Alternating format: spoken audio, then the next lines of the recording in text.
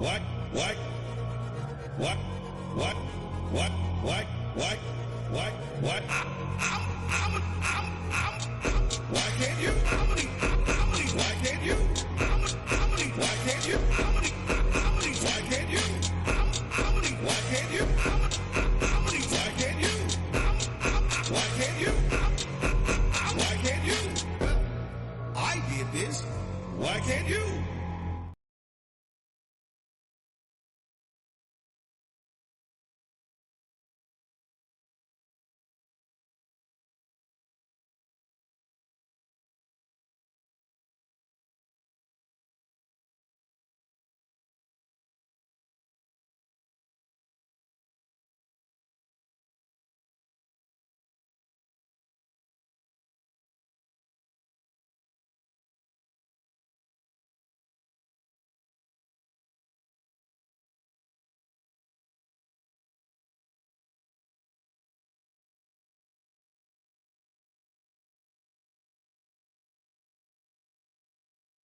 All right, I think I got it. I think that looks good. Got to get recentered, got some new stuff. You know, everything's new place. I'm currently under a freaking tornado watch, so if the show suddenly goes out and I have to come back, I probably lost power. Tornado watch, severe thunderstorms, all that good stuff. Yay. So I think we're through the worst of it now. It was like really bad about 30 minutes ago. Like, couldn't see outside. It looked like nighttime. No sunlight making it in. I was like, oh boy, here we go. I'm pretty sure I have no Tim today. I think he's where is Tim? He's not trapped in an intergalactic time prison again. No, I bailed him out last time. Last of my fucking crystals to get that guy out. But no, Tim is deep underground. Deep underground. So we had this little look. Not enough people are liking and subscribing. I don't know how they couldn't do it. I don't know. So to counter that, we had to send Tim to the center of the earth. Why send Tim to the center of the earth, Mikey? That makes no sense, Mikey. I hear your thoughts. I hear your concerns. And there's a very good reason that I already know and I'm not making up right now, so stop rushing me. The reason is obvious. Since the center of the earth is dense, it is the source of much of our gravity. Tim's sick of that shit. He figured if he disrupted the center of gravity of the entire planet, people would like and subscribe.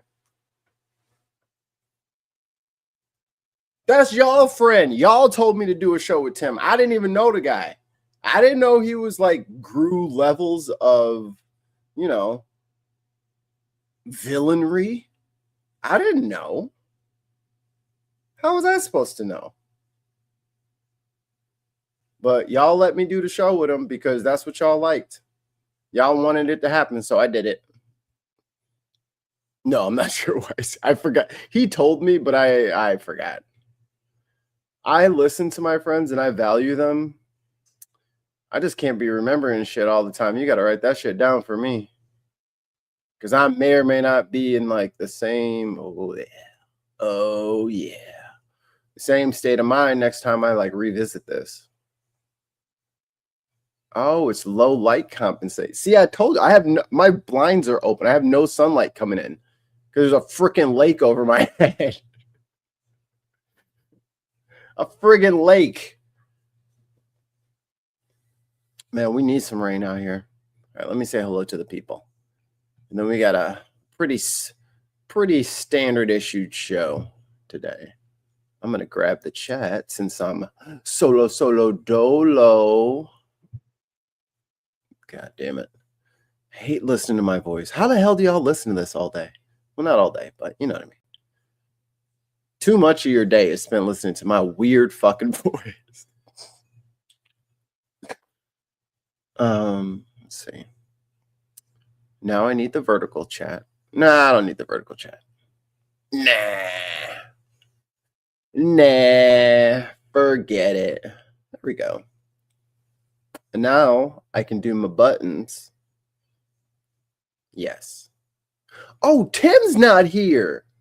I can do my... Man, let me move this. I'm tripping. I forgot. Man, I totally forgot. Oh, wait, but if I do the other ones, it'll echo, right? Dang. I just can't punish Tim and do what I want at the same time. Fuck the hell off. He's with us in spirit. All right, let me get some people. We got... Oh, how am I going to do it? I'll do it this way. I got it.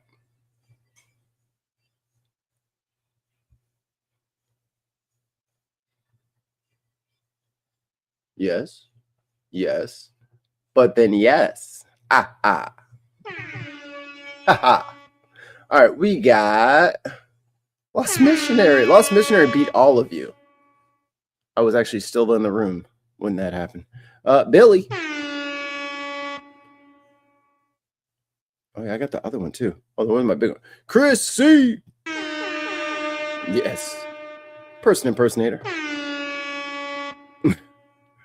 I like the contrast between the arrows. Adams. You don't want zero problems. Yeah, there we go. Everyone's saying hi. Moses. Oh, God, that didn't work either. All right, try this one.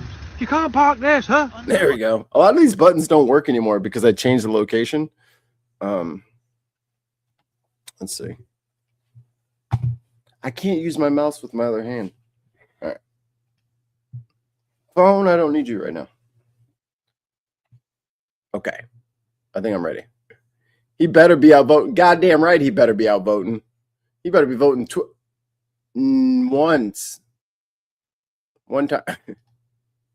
And his state, I mean, we're talking about his state today, so guess I'll just have to say whatever I can think of. Meaningless nobody. Morning, my internet is trash. AT&T Lumen merger. If I just service on Swana, so I'll be able to stick around. Oh, well, thanks for stopping by.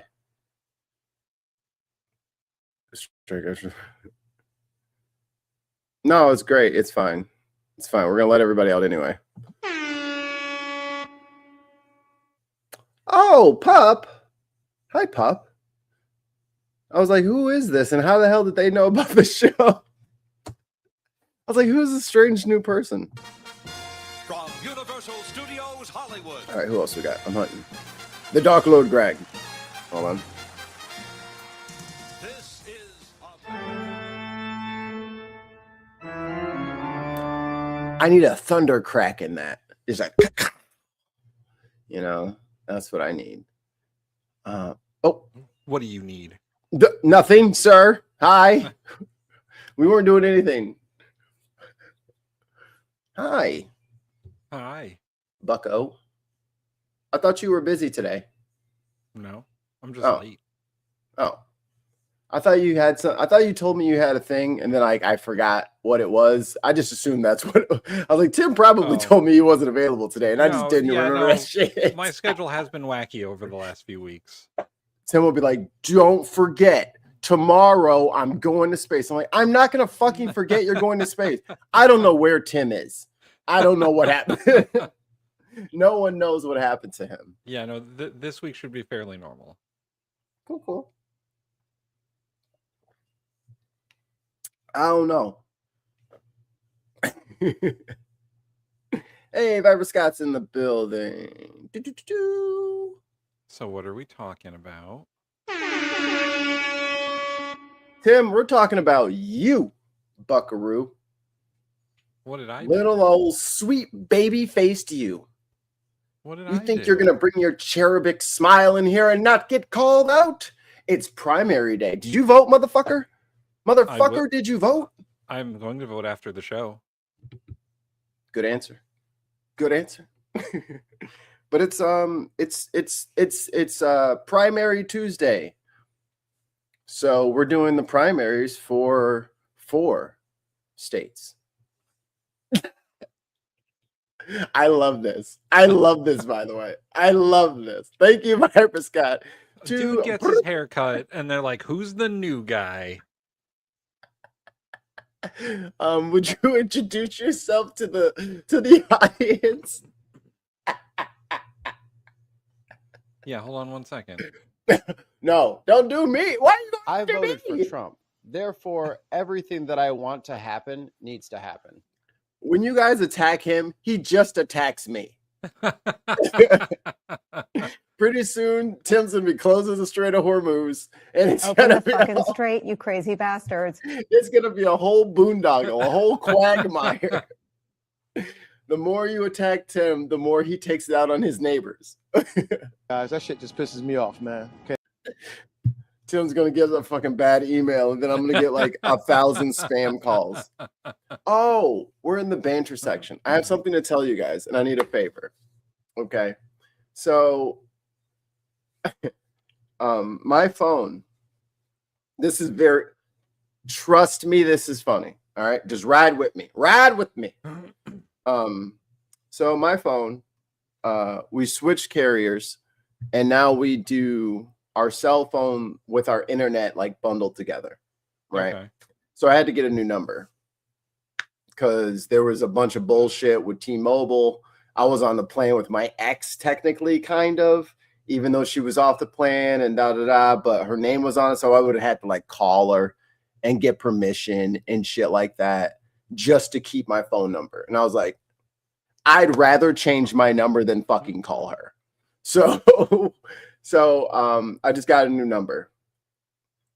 Boy, howdy, did I fucking walk into a landmine. Homeboy who had my number previously must have given money to literally every single politician, every fucking dog catcher, every fucking internet website. I mean, must have signed up for everything. The auto robo bullshit scam likely bullshit I get is probably around 10 a day. And then you got to remember, guys, I have a wife. I can't just be, oh man, I don't know who that is calling me. You know what I mean? It looks the way after a while. So I was like, all right, let me get proactive about it. Uga Amem, Albuquerque, New Mexico. Jennifer, Albuquerque, New Mexico. It would make me more comfortable if you said ooga ooga after every vowel. It would make me more comfortable if you repeated all the punctuation. Period, clutch. I forgot about that punctuation. That was a good one. Comma. Oh my God. Comma, chameleon. Okay, so I get a lot of calls. So to combat the constant calls, I am aware that if you answer the phone and you say, hey, I need to be taken off the list, like that's the magic word, because they have you on a list. And if you request to be removed from it, they're supposed to oblige, right? So normally I just answer the phone like, hey, no, I'm not him. I'm not this guy. Thanks. Anyway, I'm not a homeowner. I rent. I don't need a roof, but please take me off. Worst. There was a hailstorm that came through. As soon as a motherfucking thunderstorm come through, they all start ringing me up. Ooh, because I bought a house with solar panels, I just get the answer no. So I was like, I already got them. You don't need to sell me solar panels. I already got them. I literally bought them from the other guy yesterday. They hate that shit. Oh, Mike just called. Oh, they're like, Mike, that son of a bitch. So I answer them and I politely let them know, hey, you got the wrong number. Wrong number. I'm not that guy. No, thank you. Take me out the list. That kind of shit. So let me get my phone. So I got another one of these calls the other day. And the guy was all like, oh, I'm blah, blah, blah. Who do I have the pleasure speaking with? I'm like, I didn't say, but if anything, my name is take me off the list, please. Like, oh, well, take me off the list, please. Take me off the list, please. I was like, oh, you think this is a game?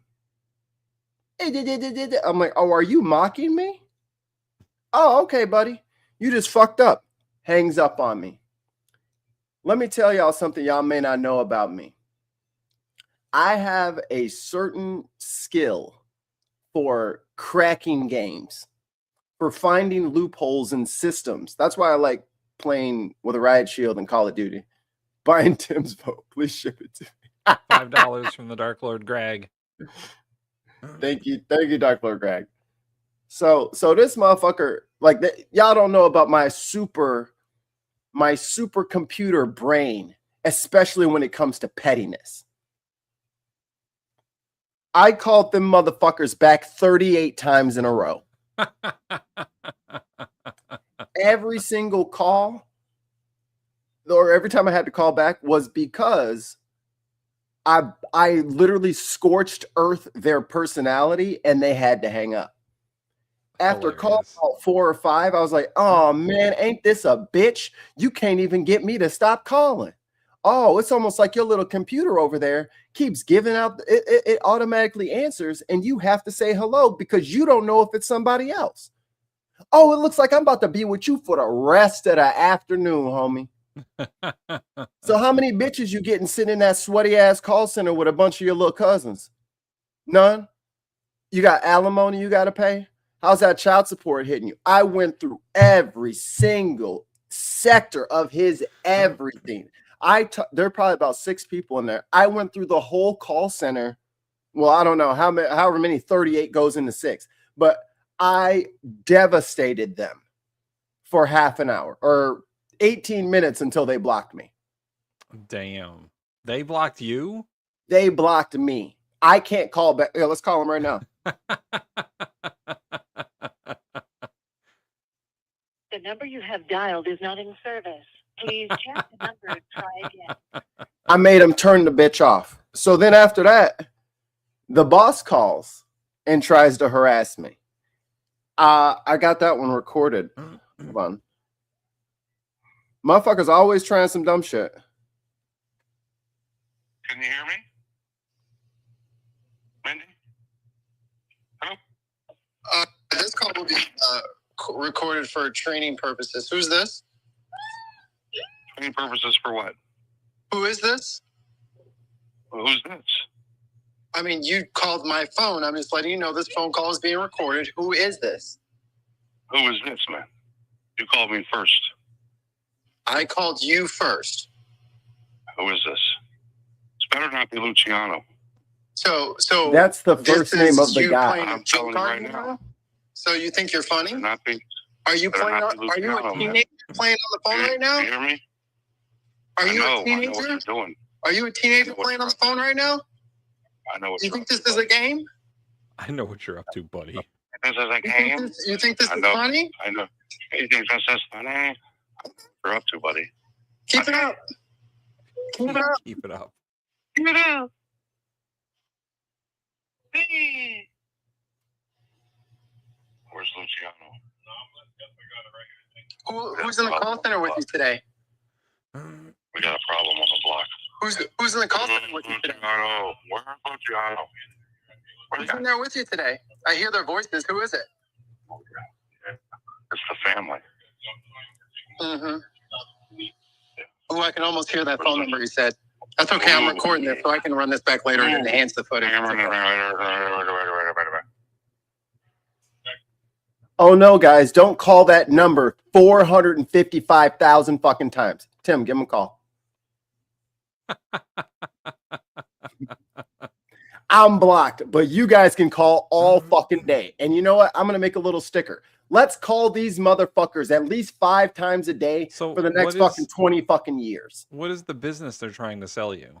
So the business they're trying to sell is extended warranty for your car. Oh my God, those people are the worst. Yeah, call that number. Call them 1,000 times a day. Luciano gonna get fired. No, Luciano is the old guy whose number I inherited, who has fucking given his number to every fucking scam center. I mean, I guess they're not talking to the real Luciano, which is good. So at least he spent 18 minutes getting cussed out by me. Call in, and then here's what you do. Call in, record this clip, and then just play it. Kuga Uga Amem. Albuquerque, New Mexico. It's not Albuquerque, even New words Mexico. anymore. And Isle, Albuquerque, New Mexico. D, Uga Uga, Albuquerque, New Mexico. Ooga, ooga. Nothing Tuga Uga Amem. I'm trying to make Albuquerque. Oh, here I got another number for you guys too, because this is the 5 British pounds from our patron saint, Viper Scott. Spam calls, I have answers, Barline Prison. How can you I have answers? Barline Prison. How can I help you? Train prisoner or to pick up? All I get is a click. My wife, we would get spam calls about the solar panel so much that when people would call, my wife would be like, "Oh no, we don't have electricity." Yeah, no, we live off the grid. And the guy was like, "What?" And she's like, "Yeah, no, we don't have electricity." And he's like, "Well, just give me a copy of your electric bill and I can tell you." And she's like, "No, we don't have one. What We bill? don't get electricity." What bill? We have a sunlight bill. The guy was like, okay, bye. They didn't have electricity. You fell for that? How could you fall for that? But I was just talking to my dad the other day and we share the same name. Oh, that's and funny. So he has been getting all of the political calls from me. And Well, he is good. a Republican. Good for him. He needs So this. he's been getting all the Democratic governor calls for the primary, and I'm like, oh man, I haven't gotten any of those. And he's like, yeah, because they all came to me. Oh, Chris C on the scoop. I have just checked that number out. It is linked to several fake extended warranty scams and is being investigated by the Better Business Bureau. Man, maybe that should be our show. Just calling out Dude, the scammers. All right, bet. I'll take my phone off silent, and next time one of them calls me, I'll put it on speaker, and that'll just be a breaking segment every time they give me a fucking call. But like, I'm talking about, bro. I was like, I bet you making $15 an hour, ain't you? It's hot as fucking that motherfucker. You think you gonna get bitches at the club in that sweated out ass fucking played out clothes you got? You know you ain't got no money for new clothes. Oh, he hung up. All right. Anyways, the bitches are not gonna like your outfit. I'm just saying right now. Like every fucking 30 seconds, they would cycle me to a new person, and I'd be already in the insult. I didn't even let them start. They was already, as soon as the phone clicked on, they was like, hello, and I was already talking. I was mid-word. So give them a call. Oh, I mean, I'm blocked. I was about to say, let them know the Better Business Bureau is looking for them. Fucking, how you gonna try to threaten me and you a motherfucking scammer? You think I'm... Luciano sounds lucky. I mean, he sounds smart. He dropped his fucking number and moved on with his life. Now it's burdened on me. It's in my lap. He doesn't give a shit. He doesn't care. But yeah, I've been meaning to tell y'all that. I mean, I always have bad customer service experiences, especially when I try to like eat. Yeah. Whenever I want food, I always get some sort of argument. But yeah, let me get that number again, just in case. I mean, if you get bored, or if you want to work on, hey, if you're a rogue AI person out there and you want to like really fuck with people, have your AI talk to these fine young gentlemen who also called me a nigger several times, bitches, all sorts of unprofessional behavior. And that happened before I started talking about them having no hose. They wasn't going to get into the club with their dirty old shoes. And they don't have to worry about child support because nobody's going to sleep with them anyway. They're just going to spend the rest of their life in this fucking call center making $15 an hour. I did say that after the racial epitaphs. Just want to throw that out there for transparency. But yeah, if you call me again, you little fucking bitches, you will get 38 more fucking phone calls back because that's how I play. You call me once, I call you 38. That's how it goes. Leave me the fuck alone. No, you will have to block me, sir. Somebody getting blocked. I ain't blocking nobody. You gonna have to block me. I will make you block me. So if they call back, I'll let y'all know. That's hilarious. I love how the dude was like, "Is this Luciano? This better not be Luciano. I swear to God."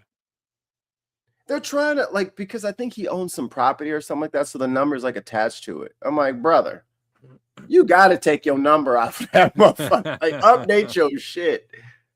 Update it. One guy was like, cool. He's like, you got to understand, man. We all get these lists and we just call it. I was like, I hear you, and I just need to get off the list. I hear you. I'll even listen to your sales pitch if it makes you feel better. Let you know how you can deliver it better. You know? So, all right. Is there no way for your computer to phone call them constantly? Probably. Yeah, use Google Voice. That's probably what they're using. The numbers are all gobbledygook. Like that's not an area code of anything near us. You know? So, Mikey, as you mentioned, it's primary season. And And there's a primary in my state today. For shame. For shame. Well, there's a bunch. There's a whole bunch of primaries happening in the state. The most important one is the governor's race. Oh, I have a chart. You have a chart? I have a chart. I have a debate clip. You're a debate clip. Boom. Oh, shit. That's small as fuck. Damn. That was not a boom. That was a boom, motherfuckers. All right. Zoom in. Enhance. Oh, my God. Ballotpedia. Please stop. Ballotpedia. Behave yourself. Please stop. What the fuck? Mikey. Get out of here.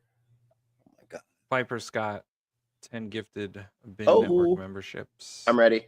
Get the buttons. I got the buttons. Oh, musica. Ichiba, more wine. All right. First up is Sarah J.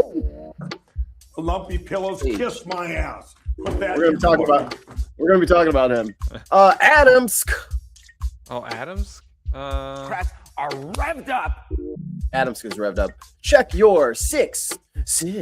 No, the lie detector determined that was a lie. Ron Snowin. That mystery could explode in our faces on election night. Lee Korn. I'm not salty grapes. Oh, my cousin, Black Atheist Rants. Do not have unlimited money in the United States. Accurate. A couple of Burks. Open the fucking straight, you crazy bastards. Big Bell. Fuck the hell off. Please don't. Another anonymous man. We'll do it live. Fuck it. And Starlight. I love Tesla. Who doesn't? And this hour of news coverage brought to you commercial free by Viper Scott. Everybody say thank you, Viper Scott, in the chat. Right now. Or I don't know. Or Lumpy pillows, kiss my ass. Put that in your book. or Mike Lindell will win his primary. That is factual. He's not. Is he gonna even like? I guess we'll talk about it. We're gonna get there. But here's what's and also, guys, if you're in the States and you're a politics nerd, which you are if you're fucking watching this right now, ballotpedia.org is your best friend. If you need an organized way, Gina. Thank you, Gina. Achievement. The Ballotpedia is going to give you a nice organized chart to look at, and it will be better for your brain. Yes. Thank you for the 2 British pounds. Yes. That's Thursday, Tim. Don't forget. Thursday? What are we doing on Thursday? We're going to Reagan Elite show. Or am I going? I don't remember. I tell you guys, I just show up. I just show up where I'm supposed to be. I think it was the same time as our show. I don't know. Oh, if it's the same time as our show, then yeah. Yes. Yeah. I don't know. Yeah. But yes, use Ballotpedia. It will give you all of your organized information. So for today, August 11th, 2026, we have Connecticut, Minnesota, Vermont, and Wisconsin all having primaries today. So I pulled some clipiones. Do you want to? PC has been a member for 15 months. Has it been 15 months already? Achievement. Seems like just yesterday we were peeing our pants because we finally got monetized. Seems like just yesterday. All right, let's do Connecticut first. Share this. That's how I remember how to spell it. Connecticut. Because if you say Connecticut, yeah, it's one of you the hard will ones spell to it spell. right. Yeah, But if I phonetically Connecticut, I won't spell it wrong. People who have to spell the word Connecticut are glad that spell check exists. Yeah, it's connect, I cut. You have to say, if you try to connect it means long. It means long river. On to campaign 2026. Illinois means something that I don't know. Polls for Connecticut's primary open tomorrow morning. The results could shake up decades of the state's representation in Washington, D.C.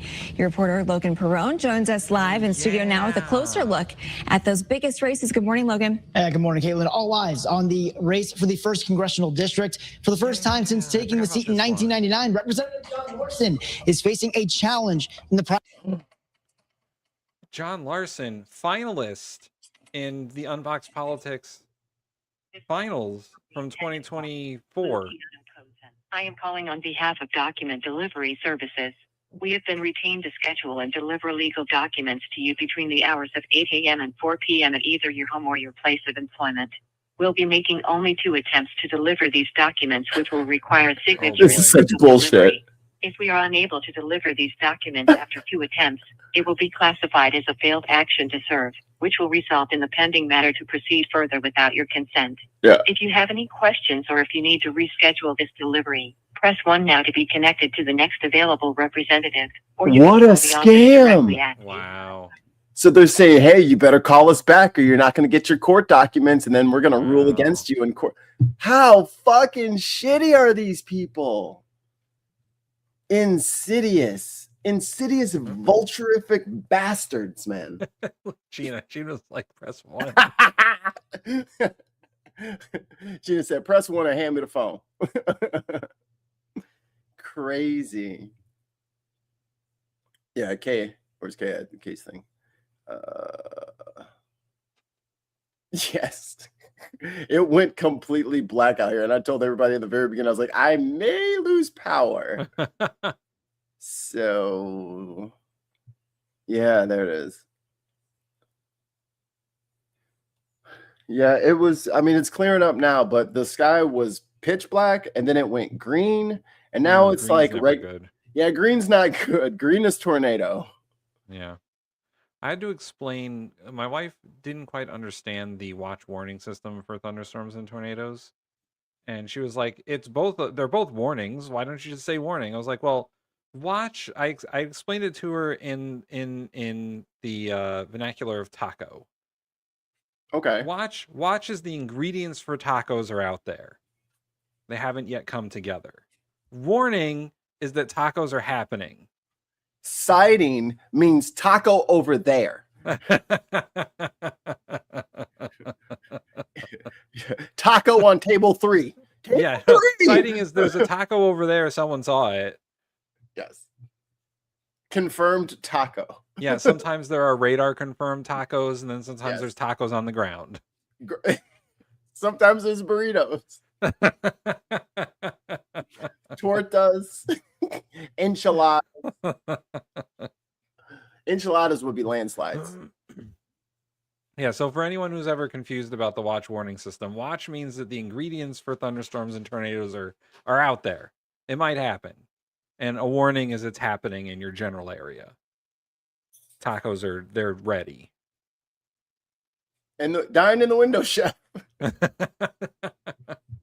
I say that to my wife every fucking time we cook. Like, I'm like waiting for a plate. I'm like, dine in the window, chef.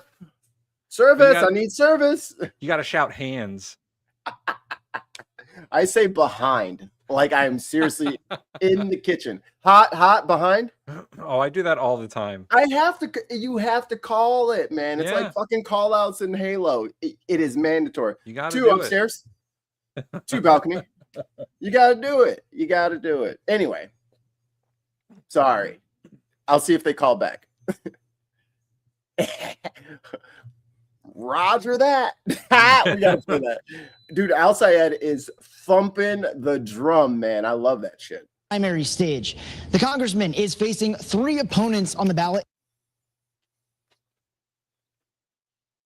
Wiggles, what are you doing, bro? Christy says, here is a question for the Americans. Is it true that Waffle House is used as an unofficial warning system? If it's open during the emergency, then the emergency is not that bad. Yeah, Waffle House don't, as far as I know, Waffle House don't close for shit. I mean, if a tornado tried to take out a Waffle House, the tornado might get its ass whooped. Yeah. Them motherfuckers that work at Waffle House, they meet in the back of the parking lot for their interview, and they just throw hands. Can you box? Right? That'll determine whether or not you can serve tables. Can you box? What's your hands look like? Yeah, hands. That's what they be calling from the kitchen. Hands has a different connotation at Waffle House. It's Fucking more get doing- these hands. Fucking peekaboo in that shit. Tyson style. They ain't ready. $2 super chat from Viper Scott. Thank you so much, Viper Scott. Oh, it's raining tacos. Taco, burrito, guacamole. Waiting for burger sandwich. Oh. To fall next. I mean, there's dead, or not dead, but there's branches all over the floor out there. I'm glad we didn't get hail, because the hail shit, we had 80-mile-an-hour wind gusts this morning. Yeah, put that on a golf ball and just have your whole house get pelted with golf balls at 80 miles an hour for like 20 minutes. That shit sucks. So the 2 gentlemen on the screen, I've met both of these guys. On the left, Tim's in the tank. Yeah. Well, on the left side is former mayor of Hartford, Luke Bronin. He started. Yeah, he turned Hartford around a bit. Hartford was in a very bad way, and then Luke Bronin kind of cleaned it up a bit. That's good. And on the right side, alumni of Unboxed Politics, John Larson. Shame. Shame. Including Luke Bronin. I met Larson at the Democratic Convention in April. He's a nice older gentleman. I'm guessing that the Waffle House would just shrug off a nuclear explosion. Like, is that all you? That radiation better be able to fight before I try to get a table at that. You didn't hear this from me, and this is like super unofficial, but Waffle Houses are nuclear fallout shelters. Unconfirmed, yet very plausible. The aura off them bitches is just going to keep it all. Bronin, a former mayor of Hartford, won the party's endorsement by just 10 excuse me, Tim already said that. votes back in May. So the way that our wacky system works over here is there's a convention and then the primary. So in most cases, and then that's backwards. Yeah. Most places it's the other way around. You have the primary and then the convention. So at the convention, for the first district, Luke Bronin won. What's the first district? And John Larson was kind of like kicked out of the Democratic Party a bit. And now that there's a primary, John Larson he's a what's the term? He had to get signatures to get on the ballot, which he's been in Congress forever. So of course he can get the signatures. So now he's trying to win back the nomination from Luke Bronin. This is the worst. There we go. Okay, so he's from Schmear, one. He's from there, yep. And where's the first district? Rosa DeLaura is the third district. The fifth district is Joanna Hayes. Okay. The fourth district is I can log. Jim Himes. That's his name. I'm about to say, damn, bro, you only got 5. I got 20. The second district is Joe Courtney. I know Lauren Underwood, Bill Foster, Dick Durbin, and Tammy Duckworth. There you go. And of course, the whole state is Chris Murphy and Richard Blumenthal for senators. But yeah, Connecticut has 5 reps. Well, technically, if you count the Senate, they have 7 reps, and they're all Democrats. Various levels of progressive they are. Now, both have raised millions for their campaigns and have been pitching themselves to voters across the district. One has emphasized his record for the people of Connecticut, while the other looks forward to the future of the Democratic Party. Now, I don't know, man. Like, we have covered Larson on Unboxed. He scored very well for screaming in the faces of everybody after they came back. What was that, the first recess that Mike Johnson sent everybody off on? Yeah. Everybody got sent off on fucking recess. The government was about to shut down, and he was like, shame, shame. The people need us, and we ain't doing shit. Shame. So, I mean, he's got a good heart, you know. But he, fresh wind is fresh wind, buddy. Yeah. No, I like John Larson, but he needs to retire. He's old. He needs to retire. It's time. It's time. He's a good Democrat. Yep. He does good things for the state, but it's time for it, so he doesn't die in office. Like, that's the problem. If he dies in office, then there's a power vacuum, and then we got to go through this whole thing. Just Luke Bronin won the convention. He has a good shot at winning the primary, and he's a solid Democrat. Like, he's not as progressive as some of the other people who are winning these primaries. Right. But he's still pretty progressive. Like, he turned Hartford around, and that's a big deal because Hartford had a huge tax problem where their taxes were through the roof. They couldn't afford anything because all their money was going to other stuff. And it don't take but, like, 6 months, 8 months of motherfuckers not paying attention to city council meetings. Yeah. The city is fucked. It is totally fucked just off of a couple of bad deals that a city can make. You can really devastate the local infrastructure and the local economy. Well, Hartford has 2 problems. It's too small for a city. Like, the area-wise, it's too small. Like, the population density is very high. They must take over surrounding cities in an overnight siege of land. And a third of their property is either owned by the state or various churches. So they're not collecting enough in property taxes. And they or you can tax the church. I mean, you can just tax the church. But they give away a lot of money in tax abatements because Hartford is also like the insurance capital of the country. Right. So they're giving a lot of money to all the insurance companies. Right. So they have to pay something, y'all. The city needs something. So after 2008, what happened was there was a ton of like empty office buildings because nobody wanted to rent there. Nobody wanted to buy the buildings. So Luke Bronin started public-private partnerships where developers would come in and redevelop them into apartments so people could live there. Okay. And they were affordable housing. Sorry, I'm getting alerts. And he also started lowering Hartford's property taxes because they were the highest in the state.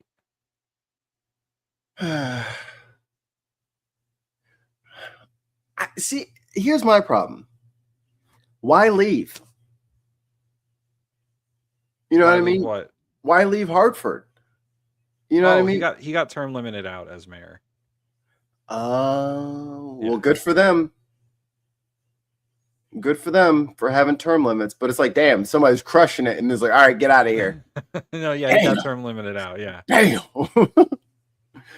Well, go to the neighboring city. Shit, you do.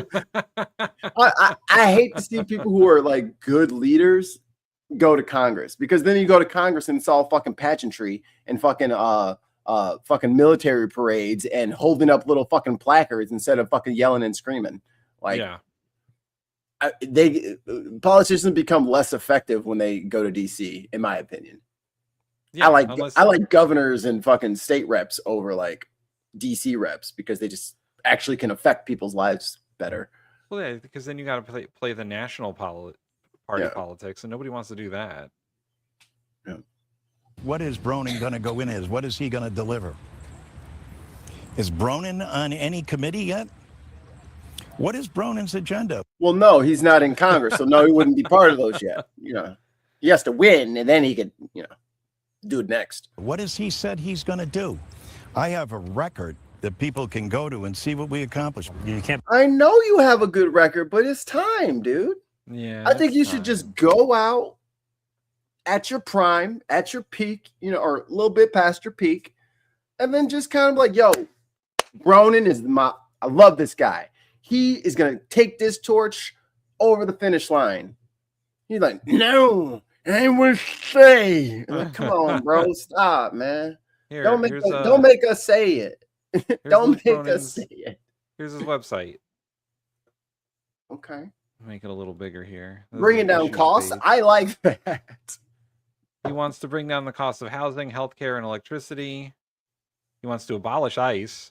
Hell yeah. Protecting Medicare and Medicaid and pushing for universal health care.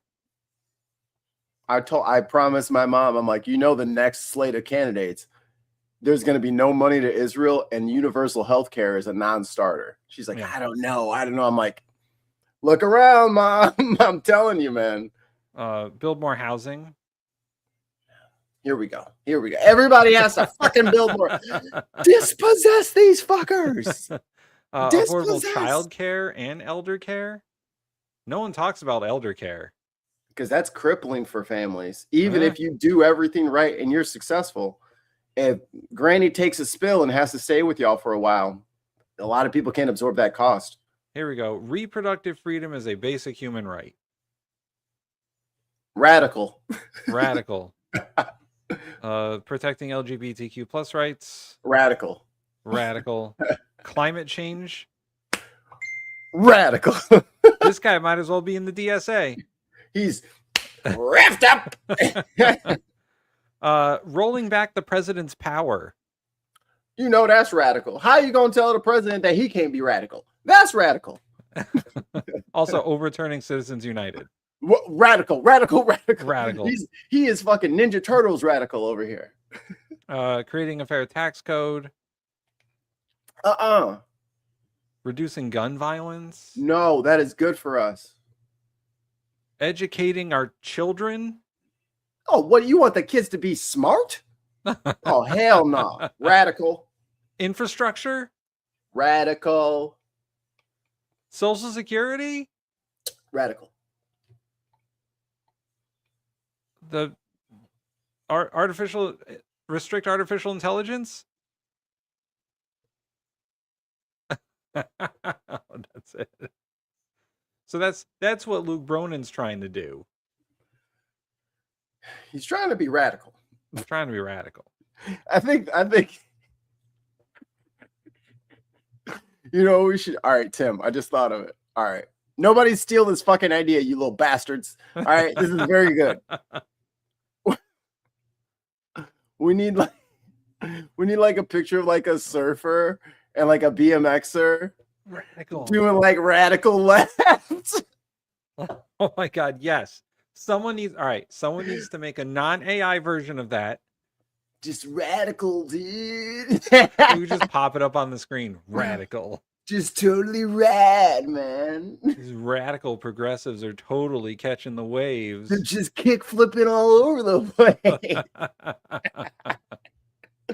No one can do an impossible. That's why it's called that.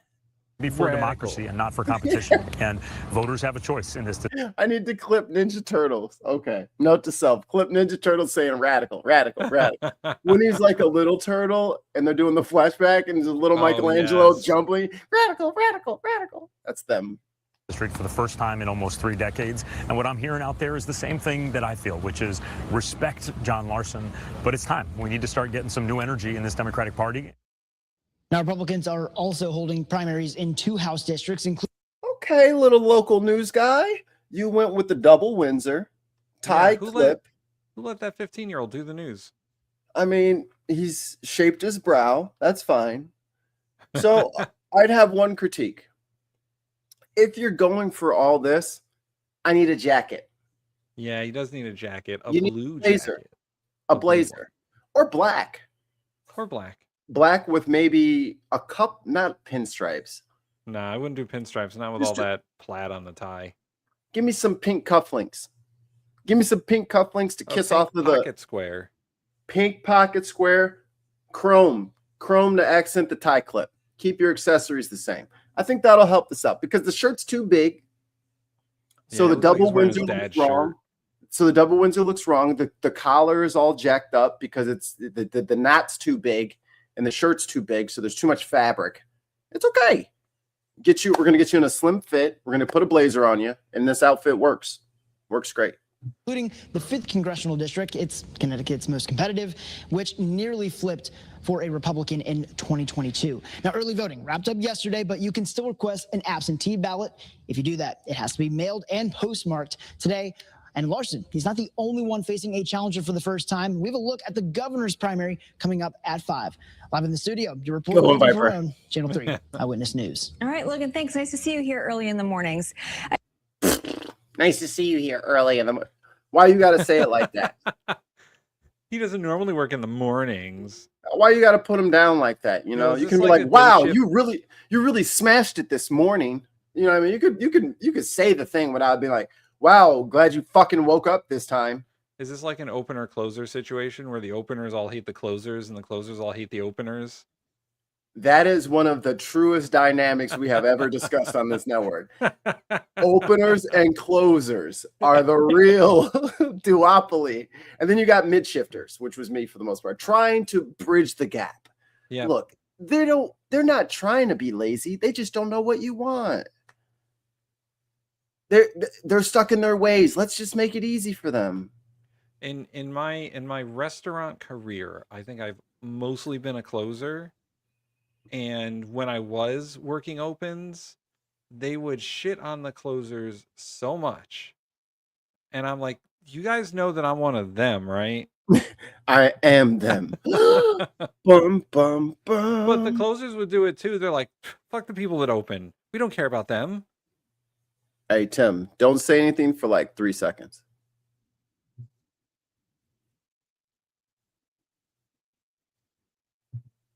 Okay, thank you. Success. Success. I think I got it. Radical. You're totally rad, dude. I knew surfer speak would come back into fashion. If I just held on to, if I just held the line, I knew my X Games surfer talk would finally come back into fashion. So for the other primary, the big primary that's happening today in Connecticut, we have the governor's race. Yeah! Totally tubular, dude. Totally tubular, dude. Teenage Mutant Ninja Radicals. Millennial age mutant. No, I don't know. I'll figure. We'll workshop it. 100% agree. And indeed. So the Connecticut governor's race, the Democratic primary, Ned Lamont, current governor. This guy over here, the guy on the left. Oh, that's you. Holy shit, Tim. I just had a moment. I was like, I can't click it. Oh, I see. Yes, that's me. That's you. I'm sorry. The gentleman on the right over here, that is Josh Elliott. He's the challenger and progressive candidate. Come on, Joshy. And they're going to answer a question. Is he radical? Tubular.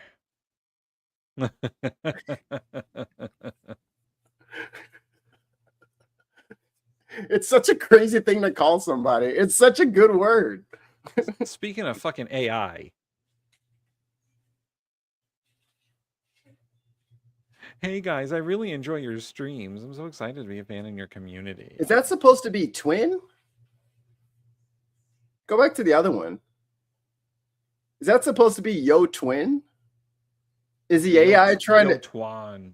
Is the AI trying to copy like black people speak? Kuga Uga Amem. Albuquerque, New Mexico. Albuquerque, New Mexico. Kuga Uga. There we go. Middle-aged mutant Ninja Turtles. ninja radicals. Okay, middle-aged, jaded, educated radicals. There you go. Is it this one? Totally tubular, dude. Don't call me radical. Call me tubular. I am tubular. Yes, shirt number 2. Gentlemen, we want to turn now to a topic that's got a lot of people across the state talking. I'm talking about automatic speed ticketing cameras, which have been installed in many cities and towns across Connecticut. Illegal. With more on the way. This, in addition to red light cameras, work zone cameras, and flock cameras. I'm the not question for salty both of grapes. you Yep. is, are you comfortable with the amount of surveillance being deployed on Connecticut roads, and would you do anything to limit it, Mr. I'm not voting for anyone who says yes to that question. On what planet do I want robo tickets? Fuck you. You gotta catch me. That's bullshit. Are the answer to the question, are you comfortable with the amount of surveillance that's being done on your citizens, should be no. I want no surveillance unless at schools and churches to keep people safe. Cowabunga. Cowabunga, radicals. Vermont, 60 seconds. Yeah, we've been very strict. Anything they get from these cameras stays in Connecticut and is. It's like they accidentally started calling all progressives lit. You know what I mean? Like they found a word that is like a cool word for like a different generation, and they're trying to make it the bad thing. Call them all lit. Dude, you guys are totally lit. Yo, it's lit, fam. It's lit, twin. I hope you Gen Zers are watching this and cringing as hard as possible. Skibbity toilet, 6'7". We're all pinky up. I don't even know what that is. I was told that the other day by booger picking by a 13. No, pinky up, like drinking tea with your pinky up, like fancy. That's apparently what it means, bro. Listen, the slang just gets thrown at me. I feel like we had the best slang, but that's another conversation for another day. Our slang was way better than whatever they got going on now. Yo, their shit is whack. You know what I'm They're saying? calling things whack. Ohio is apparently bad. How you gonna tell you gonna make the insult the whole state? See, these kids don't know how to fight. That's the problem. You couldn't just get around saying Ohio. A Cleveland motherfucker might roll up on you. What you say? You know what I'm saying? You say about Cleveland? That's okay. Cleveland's not a real I'm from town. Akron, motherfucker. What you say about? Oh shit. Cleveland's not real anyway. Tell it to Drew Carey. Okay. Cleveland rocks. Sorry, guys. Cleveland's not a real place. It's imaginary. Rock and Roll Hall of Fame is there. It's a beautiful hamlet, Tim. It's not a real place. Yeah, Cincinnati. Yeah, they fuck you up. Cincinnati's real. I wouldn't fuck with Cincinnati. They got chili. They got weird shit over there in Cincinnati. But hey, I'm not gonna fuck with Cincinnati. Cincinnati is a real place. Cleveland, imaginary. They're both real. Please don't beat me up with Tim. Just Tim today. Don't listen to Mikey. He's from Illinois. I don't have to take that. Press play, man. You over here, see, you're gonna be like the rest of these kids getting beat up for insulting states that are tougher than you. Connecticut over here talking shit. You know what I'm saying? Lumpy pillows, kiss my ass. Put that in your book. I'm telling Mike Lindell there's an open primary slot in your district. I'm gonna tell him tomorrow. Keep it up. Being deployed on Connecticut roads, and would you do anything to limit it? Mr. Lamont, 60 seconds. Yeah, we've been very strict. Anything they get from these cameras stays in Connecticut and is destroyed after a certain period of time. It's not going to ICE or any other place like that. Some people are edgy about speed cameras in general, Mike. They say, oh my God, this is a Big Brother all over again. We don't do mandates. We've left it up to the towns. If you want to do this, if you think it's a way to keep drivers a little more safe. Oh, I see. Ned Lamont's answer is it's not my problem. No, the individual towns sacrifice their people to the AI gods. Yeah. Yeah. Nah, fuck that. You're trying to be the governor, dude. All these people are always trying to fucking pass the buck, man. Oh, I'm the governor of the state. We don't, I let everyone else do whatever they want. I'm just the governor. I don't have any say. in a school district or some such, you can do it. As you pointed out, we also do it in our work zones. We've had a lot of our workers hit by distracted drivers driving too fast. So I do think in those situations, it makes some sense. And by the way, it frees up our police to be able to take care of real crime. Is there anything you would do to further those protections if you win a third? From what I hear, the flock cameras actually direct police to where they think the most crime is. The crime neighborhoods. I don't know if it was crime people. I don't know if it was Connecticut or not, but more than a handful, probably more than people that have been plucked by distracted drivers in construction zone, have been fucking arrested for shit that they didn't fucking do because a fucking dumbass flock camera caught their car doing all kinds of wild shit. They're fucking at work, get arrested on their way home, and they're like, "What happened? We saw." He's like, "I just left my job." So fuck those people in their lives, as long as, you know, a couple of random accidents, which would happen with or without the fucking cameras, and the person could get caught with or without the fucking cameras. What are we talking about? Right. This isn't helping anything. You're just giving away everybody's fucking information.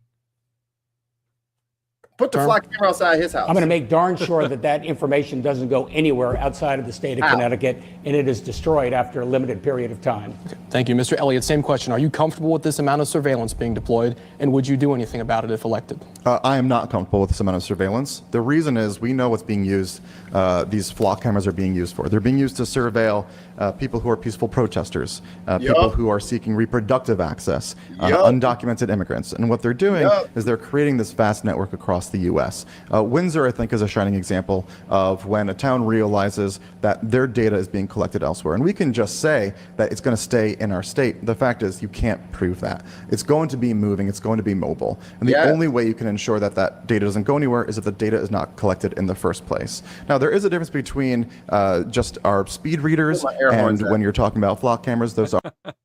He deserves this. That is the correct answer. And 2 British pounds tangent. How many flock cameras have been closed? Some town lost all their flock cameras overnight. I saw that. Someone chopped them all down. Something weird happened. They all fell over overnight. All those metal poles. Must have been a bad install. You know, someone got one of those circular saws and was just testing it out. That's crazy. With the battery pack and a ski mask? That's crazy. Tangent number 2. Has that senator officially died yet? So word on the street, thank you for the super chat.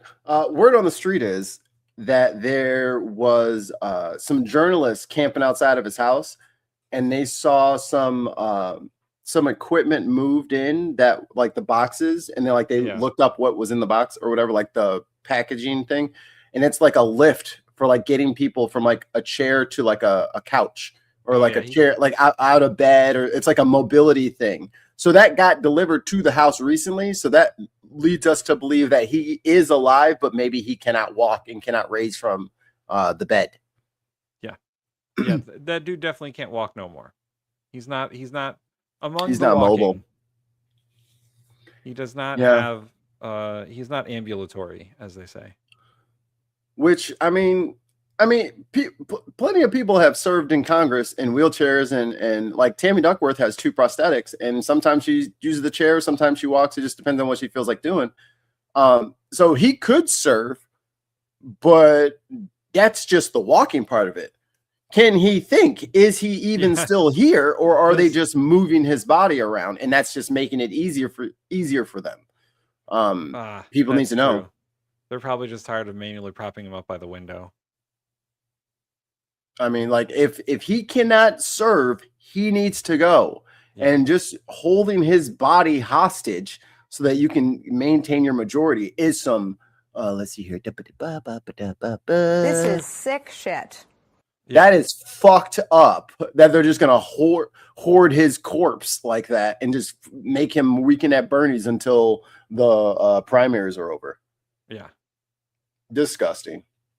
Are 2 separate issues, and there are people in Hamden and Spring Glen who are grateful that it exists. At the same time, we also know that there's impacts with Black and brown folk and the way that these work, that sometimes it gets video that actually is not accurate because of the way that the cameras work. It's not advanced enough. We need to make sure that we're working on reducing the impacts that could be deemed as racist. We need to make sure that there's a hard limit in terms of how long the data is collected Was for. that you or the video?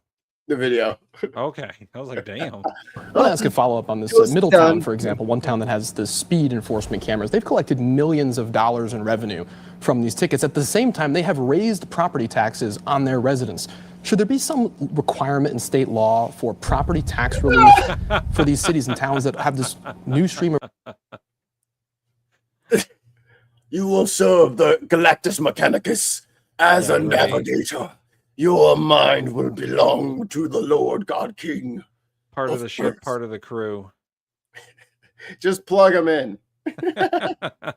Revenue, Mr. Elliott, 30 seconds on this one. Bones for the bones. It's just going to go going back to the same question. Every kind of tax that is not a progressive income tax will be de facto regressive. It's going to hit working families harder than anybody else. And as we have these more fines and these charges and these fees, it's this nickel and diming that makes it so hard to live in our state. So if we have that new revenue coming in, should it be used? I mean, that's up to the locality to decide. My goal is to be sending way more money back because we don't have counties here. We're one of 2 states that don't have counties. Mr. Lamont, same question. Should there be some... That bell is appropriate. That is a fucking serious bell. You're right. Progress only. He's collecting a tax-paying check while he's lying like a corpse. He should have. That's not fair. Yeah. Like, motherfuckers keep talking about DEI and government waste and all that shit. If that motherfucker cannot even vote, and he tried to vote by proxy the other day, he tried to get one of his people in there, one of his friends in the Senate to vote for him by proxy. No, motherfucker, you got to be able to fucking go to DC and vote. If you can't do that, you need to go. That's crazy. And he doesn't get the regular 176. He's on a bunch of committees. He's got tenure. He's got all this shit. And I think senators get a little bit more anyway, don't they? Yeah. No. Yes, they get a little bit more. It's not a lot, though. So it's like 190 or something like that. Yeah. But that's a lot of fucking money for somebody who's literally not moving. Like, that's bullshit.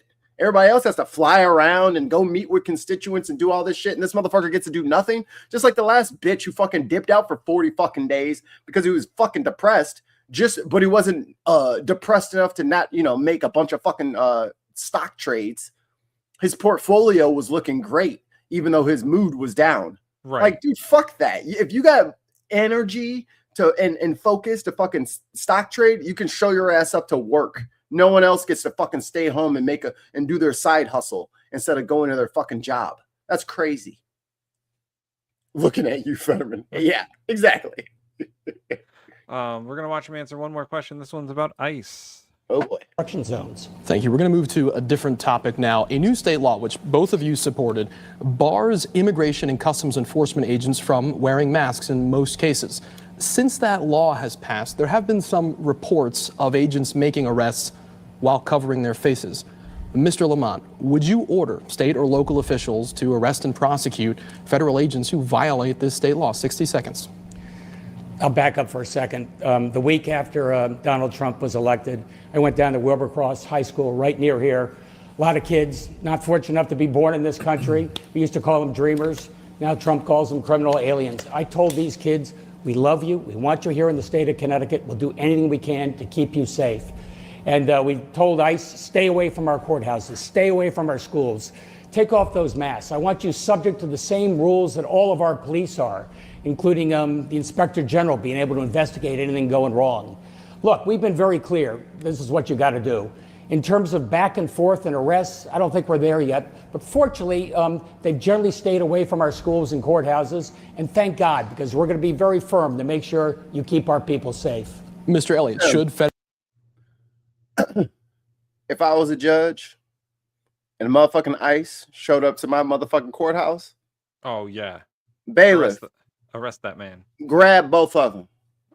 Who are you? Take your mask off and tell me who you are right now, because a judge has a lot of leeway inside that court. If you're just standing in the hallway, they can go get your ass, put you under oath right then and there. Don't be at the courthouse if you're not supposed to be at the courthouse. Yeah, because that's the judge's house. That's their honors home. They live there. They have a room in the back. They have a hammock. They sleep bunks. It's a tight ship. I'm just saying, if I was a judge, I would be grabbing each and every one of those motherfuckers that came in there with a mask. Oh, you can go sit in the back. It's probably a jail underneath the courthouse. Another communist stream. Who's a communist? I mean, we're pretty tubular. Tubular. Who the hell is a communist? Who's a communist? I love how we're going all the way back to the fucking McCarthy era, where it's like you're either a communist or you're not. There's no in between. Didn't nobody say nothing about seizing the means of production? Like, what is wrong with you? We're talking about judges keeping ICE agents out of their courtrooms. What about that as communists, sir? You need to go read a book. Hey, go to look, you're already on YouTube. Go to PBS, go to their channel, and just what Ken Burns history, something. You need some learning in your day. I don't have time to teach you today. I just don't have it. If you say something else, I'm gonna fucking make fun of you and put you on your way. So you agents who wear sit and learn or shut the fuck up.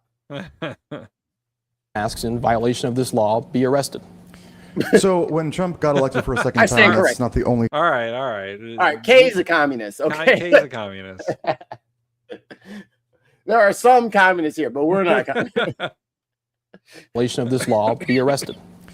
So when Trump got elected for a second time, that's not the only thing that the governor did. He also went to D.C. He was one of 4 Democratic governors that went to the second inauguration. And after 2 peaceful protesters were murdered in the street, he went to see Trump and he said, "What did you learn?" I would say Ned Lamont is dangerously naive for the moment that we're in. When he talks about courthouse protections, I'm on the Judiciary Committee. And we got a bill out of committee last year that was the courthouse protection bill. But it was taken out because Ned Lamont was too afraid of the federal government. So what happened was 6 months went by and as people were being detained, grabbed out of courthouses, thrown into unmarked vans. Now, I went to these rallies in Danbury, Norwalk, and Stamford, and I was talking to families. And members of Ned Lamont... I know those places. team were there grumbling about the fact that these protesters were out there and these protests were happening because their feeling was that this was going to bring ICE and Border Patrol in. Now, why did ICE and Border Patrol ultimately leave? Because of what we were seeing in Minnesota and California. People that were out in the streets and making this into a big outrage. What we see from this governor trying to take ownership of something that the legislature did, I find deeply offensive, but that's what a billionaire does. They take other people's ideas and say, wow, this was his all along. He said, he 30 seconds Columbus, my whole idea. He said he discovered something I had already invented. What the fuck? I already discovered America. Nuh-uh, me did it. Just clarify, Governor, you believe that ICE agents should not be arrested at this point if they're wearing masks in violation of this law? I think they should be subject to all the rules that all of our other police are subject to, They including arrest. the Inspector General. Arrest. That was what the Police Accountability Bill was all about. That was a very important bill. We got that passed. I didn't get it passed with any help from Josh Elliott. He slept through that vote. I'm wide awake, making sure that we're protecting our people every day. You know what? That's exactly what I think when that bell goes off. I'm like, oh, time to go pick up the order. Expediter. Service. Hands. Yeah. It's great to go to these rallies, but I'm stepping up, making sure I'm keeping our kids safe, our courthouses safe. And I think so far, we got a good accommodation in stopping this. Mr. Elliott, we just want to ask you to clarify, should those agents who violate this state law be arrested? Yes. Here's what I would say. How hard is that? Is that we are at a moment where we see the... How hard is it just to say yes? Oh. I think he ran away. He went bye-bye. Bye, Brad. He heard there were actual communists, and he was like, I don't want to deal with that. They're too radical. All right, Every Mike, time someone says radical, the response should be cowabunga. I don't want to hog all the time with Connecticut, so let's move on to some other states, I guess. I don't know. Fine. Here we go. I could talk about Connecticut for probably longer than this show lasts. Because you love it so much, why don't you fucking marry it? Maybe I will. You were already married. We'll head to the polls for primary day with key races for U.S. Senate and governor on the ballot. Oh, Minnesota. We're in Minnesota now. Political reporter Danny Spiewak here to tell us about that governor's race right now. Okay, see? Double Windsor. That's jacket. with a serious suit. You got to wear a jacket. You got to have the right body to pull off the double Windsor knot with no jacket. Hey, Reno, on the DFL side, there's very little suspense, obviously. We know that Senator Amy Klobuchar is going to be the nominee in November after she stepped up to run in Governor Walz's place. But it's a Republican side that we're watching on Tuesday. It's really interesting. 3 main candidates running for the right to oppose. Hey, I know that guy. It's this guy. Lumpy pillows, kiss my ass. Put that in your book. Unreal. What is this timeline that we find ourselves on? I don't know, man. You got fucking the My Pillow guy running for governor. Like, do people think that like politics is a reality TV show and there is no actual work behind this? Do you really think it's just a popularity contest? And like, I mean, yeah, these people have to be elected, but there is a job that they're expected to do. You expect Mike Lindell to give a fuck about streets and sanitation, about early childhood care, about, you know, like, he's not gonna care about the job. Oh, of course, you know, Minnesota needs some pillows. He's the guy. And they're not lumpy. Don't you fucking say them lumpy. Lumpy pillows, kiss my ass. Put that in your book. It sounds like we're gonna have to watch. You're 100% right, Gina. We're gonna have to watch. Is there a gubernatorial debate? I hope he's part of it. Oh my god! I hope he's part of it now. I hope he's part of the debate because this is going to be comedy. I really think that's the bad part, Diz.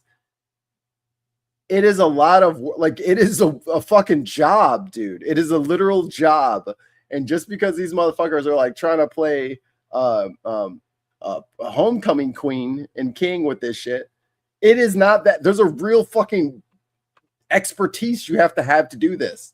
Oh my god, there is. Is it over? Did it happen already? Yes, 5 days ago. All 4 of them were on stage. Oh yeah. See if they got any highlights for him.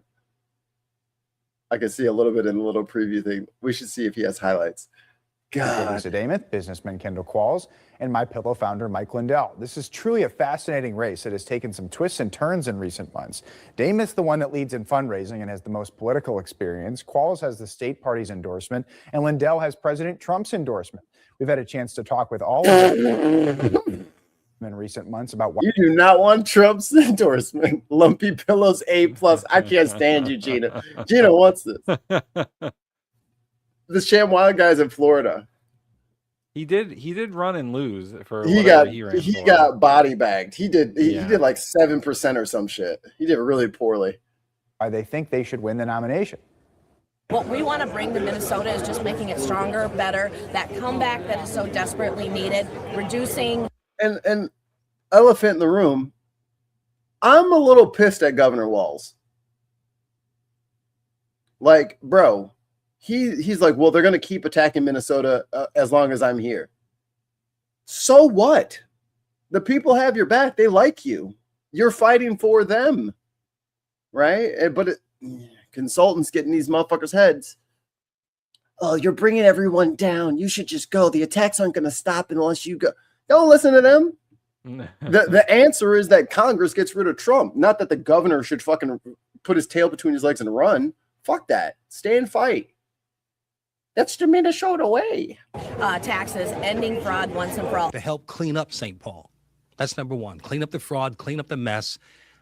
They were already doing that. And Democrats, stop fucking taking Republican framing on every goddamn issue. Reframe it in a way that is palatable for your audience. I think I got a Mike Lindell highlight over here. Now, I know that it's muted. I'm unmuting it right now. I was doing the little Grinch smile where like my hair turns up and curls. Yeah, I know. If you had a twisty mustache, it would be fucking fully curled. You're like a pug with the curly tail. I'm Waluigi. Waluigi. Camelot. My favorite thing about Waluigi is in fucking Mario Party when he starts losing. He's like, everybody cheated. Yeah, you're cheating. The little taunts from Mario Golf. Oh my god, dude. We were fucking drunk as shit, crying at the taunts that we could do to each other. Oh, so good. Sought President Trump's endorsement. Mike Lindell reminded the Foreign Press crowd that he was the one who got it. Well, I know a guy. I have an advantage over everyone else. I can call up and work with the President of the United States to get these people back in for all of you. So we have this communication. House Speaker Lisa Damas says her... That was his clip. That is not a good thing to say. His platform seems to be I know Trump, which people don't like him. No, at all. But I will get a good clip for Unboxed from the debate. Oh boy, taxes are out of control. But how do we get back to making sure that the state thrives economically? Tens of thousands of people, it's like 60,000 more people have left Minnesota than have come back in the last 4 years. We've got to... That can only good happen. Change that. People can't afford to live here anymore. We're going to have much more on the governor's race coming up tonight at 6. And at 5, we'll dive into the... Oh, wait, is this from today? Is this tonight? It is tonight. Okay, maybe we'll watch it tonight. Is there another debate tonight? Is that what he just said? Let me see. To live here anymore. We're going to have much more on the governor's race coming up tonight at 6. And at 5, we'll dive into the DFL Senate race between Lieutenant Governor Peggy Flanagan and Congresswoman Angie. It's a different race. Oh, okay. All right, that's Minnesota. Next, Vermont. Case as bizarro as Jesse Ventura. News 10 is your local election headquarters, and today is primary day in Vermont. We're following multiple big races influencing the state and federal government. Our Bianca Caputo joins us live in Bennington over in the Green Mountain State to break down some of the key races and what you should know if you're headed to the polls today. Bianca, good morning. Good morning, Ryan and Juliana. Damn There's it. a lot to follow. Yo, why they give her the poncho? It's like, yeah, it's raining like a motherfucker. Here's your poncho with the Channel 10 logo on there. We're still gonna no, you can't come, you can't do it in the studio. You need to go. No, you need to drive out in the storm to the location. Dude, you're not doing poncho. I want a news jacket. It looks awesome. I literally thought about, I was like, is there a way for us to spin this into joining like the local subsidiaries from both of our towns? Can we be independent correspondents? Oh, that'd be awesome. Be good. Follow in these key races. Reporter. I like that. Rider. I like For primary today, but there's a few things that can make your voting smoother if you are one of those folks in the Vermont area. Now, one of the key races we're following is actually the governor's race, and oh boy. Bin podcast news jackets. Oh, that would be so sick. Only for news nerds like us. Yeah, we'd be the only ones interested in that one. We might have to get some custom joints. That would be sick, though. I want to pull over with the thing engraved or embossed, not embossed. What do you call it? Stitched, embroidered. Embroidered. You know, the wife has an embroidery machine. We might be able to make this happen. Oh my god! If we start doing shit on the street with the little fucking Rode microphone with the Bin News Network jacket, Channel 6-7. Channel 6-7. All right. in Vermont, these polls open between We've given away enough ideas. 5 a.m. and about 10 a.m. depending on Thank the you, time Chris. you're You in. knew I As a was struggling, reminder, man. All polls are closing at about 7 p.m. As I mentioned, that big race we're following is for governor. 2 Democrats are trying to win the nomination. Allie Rich. 2 women in the Democratic primary running for governor. I like it. Interesting. Should we ballotpedia these ladies and see their funding and stuff? Or, I mean, it's Vermont at the end of the day. This is the governor of 40 people. Right. And also, like, it's Bernie Sanders, the senator there. So, like. And they're both, I mean, is there a Republican primary? Probably. Probably. But Sure, fucking, it's work. Vermont, man. These people, like, good luck. Republicans don't have a chance. Yeah. You can run. You don't get no damn votes, though. In the governor's office and helped pass affordable childcare. And Amanda Janu, an economist and policy expert who wants to focus on affordability. The winner of that primary will take on the incumbent Republican Phil Scott. 3 Democrats are running for lieutenant governor as well. Esther Charleston runs a consulting firm that works with schools and nonprofits. Former Lieutenant Governor Molly Gray is running again. She's also a former assistant attorney general. And Ryan McLaren, who has worked in the governor's office and Congress. The winner of that primary will take on Republican John Rogers in the general election. Oh, not another Rogers. Yo, don't run with your last name being Rogers, because Al Sayed will fucking light your ass up. He has a perfect joke for your ass. 2 Republicans are also trying to unseat the Democratic incumbent in the U.S. House of Representatives. Gerald Malloy is an Army veteran and defense contractor, and small business owner Mark Kirster. The winner will take on Democrat Peter Welch, in the November election. For voting resources or to find your nearest polling site, you can visit Man, it looks like a bunch of winners. vote.vermont. You want the crusty old white guys or the young olive-skinned women? Pretty simple choice, if you ask me. Vermont.gov. We'll have more information on some of those key races that News 10 is following in the next half hour, but be sure to stay updated with us as we keep you updated with the Hey, Bianca Caputo, we appreciate you giving us the inspiration for our Ben Podcast Network jackets. This is going to be great. very latest polling information of how you can influence your local government. Well, there you go. There's Vermont. I got one more. Wisconsin. Up our countdown In Biggin. clock right now, 18 hours, Hi, Maddie. 30 minutes in about 46 seconds until polls open tomorrow here in Wisconsin ahead of a highly anticipated primary election here. One race They're using the wrong microphone. that we've been following very closely, number one being the race for Wisconsin governor. I'm going to bring in our political analyst, Mordecai Lee. Mordecai, not an easy time getting here, I feel. Mordecai Lee.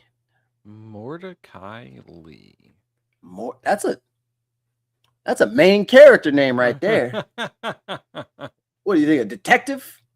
Detective Lee. Mordecai Lee. Ooh, Mordecai, so mysterious. He solves mysteries. I feel like it's been debrief is so necessary. I feel He's got a McCarthy for president newspaper clipping behind him there. Yeah, that's funny. like heading into tomorrow. No, things got more complicated as we got closer to Tuesday's primary instead of more simple. So I think that a lot of people are reacting to that, and maybe only now starting to concentrate on. I appreciate his commentary already because I see that he has a basketball hoop trash can and and it looks like a Tonka truck bulldozer. So maybe he has to watch little people in his office sometimes.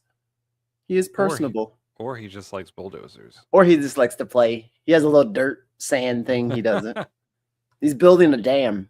I got to make a decision. I was undecided, and then I lean this way, I lean that way. But I'm glad you showed on the clock exactly how much more time it is before people really got. Diz, you better abuse these young motherfuckers. Make them do shit for you. They ain't doing shit else. Fuck them. They say supposed to be inconvenienced. They ain't done a good fucking deed for nobody in 10 years. Fucking make them do shit. Yeah. That's what we're for. Gotta decide. Yeah. You don't want to help people, don't be big and tall. Yeah, no, absolutely. And I think heading into this now, it's now about like the final stretch about what the candidates are doing. We know front runner on the Democratic side, according to polling, is Francesca Hong. I know we had talked about, since you are such an avid voter, you do get a lot of mail from these candidates, and you were going to show us some of the last things, the last push in the messaging from those candidates heading into tomorrow. Right, because it's always interesting to me to find out what are the advocates saying exactly. What do they think is their best pitch to try to convince voters? And so over the weekend, I got mailings from. Adams is right. Make kids work in the salt mines again, or do some good deeds. That's the threat. You're going to start being proper little ladies and gentlemen, or you're back in the mines. Independent committees that support some of those candidates. And let's see if I can get this up here. Yeah, we're just going to skip ahead. Ooh, mailers. List. And who would 2 not British pounds necessarily from Viper Scott to fund the Bin Podcast Network jackets. They got to be windbreakers, and then they got to have a hood. I'm gonna talk to the wife about it, see what she can do. We should totally just start. Oh, we should make that our intro. We'll just go stand out in the rain, talking to like a spatula. We'll just cut it, whoosh, whoosh, whoosh, and it'll just be us reporting from the rain in several different areas. And then the last one, we're standing in the shower. We got to get Ollie outside and Mark outside and do like the Bin News Team live. Ollie's got to be in the snow. Ollie and Mark got to do it in the snow. Yeah. Up is wearing shorts, standing into knee-high snowbanks. And then we got to cut in like stock footage of a helicopter. Yes. And be like the Bin News Chopper. And then we'll do like the cut to the forest fire, and then I'll have my green screen going, and I'll just be literally in a volcano. Just standing inside the caldera amongst the lava flows, just doing that kind of shit. I think this is going to be good. I think this is a good idea and a good expenditure of our treasure. Yes. Absolutely.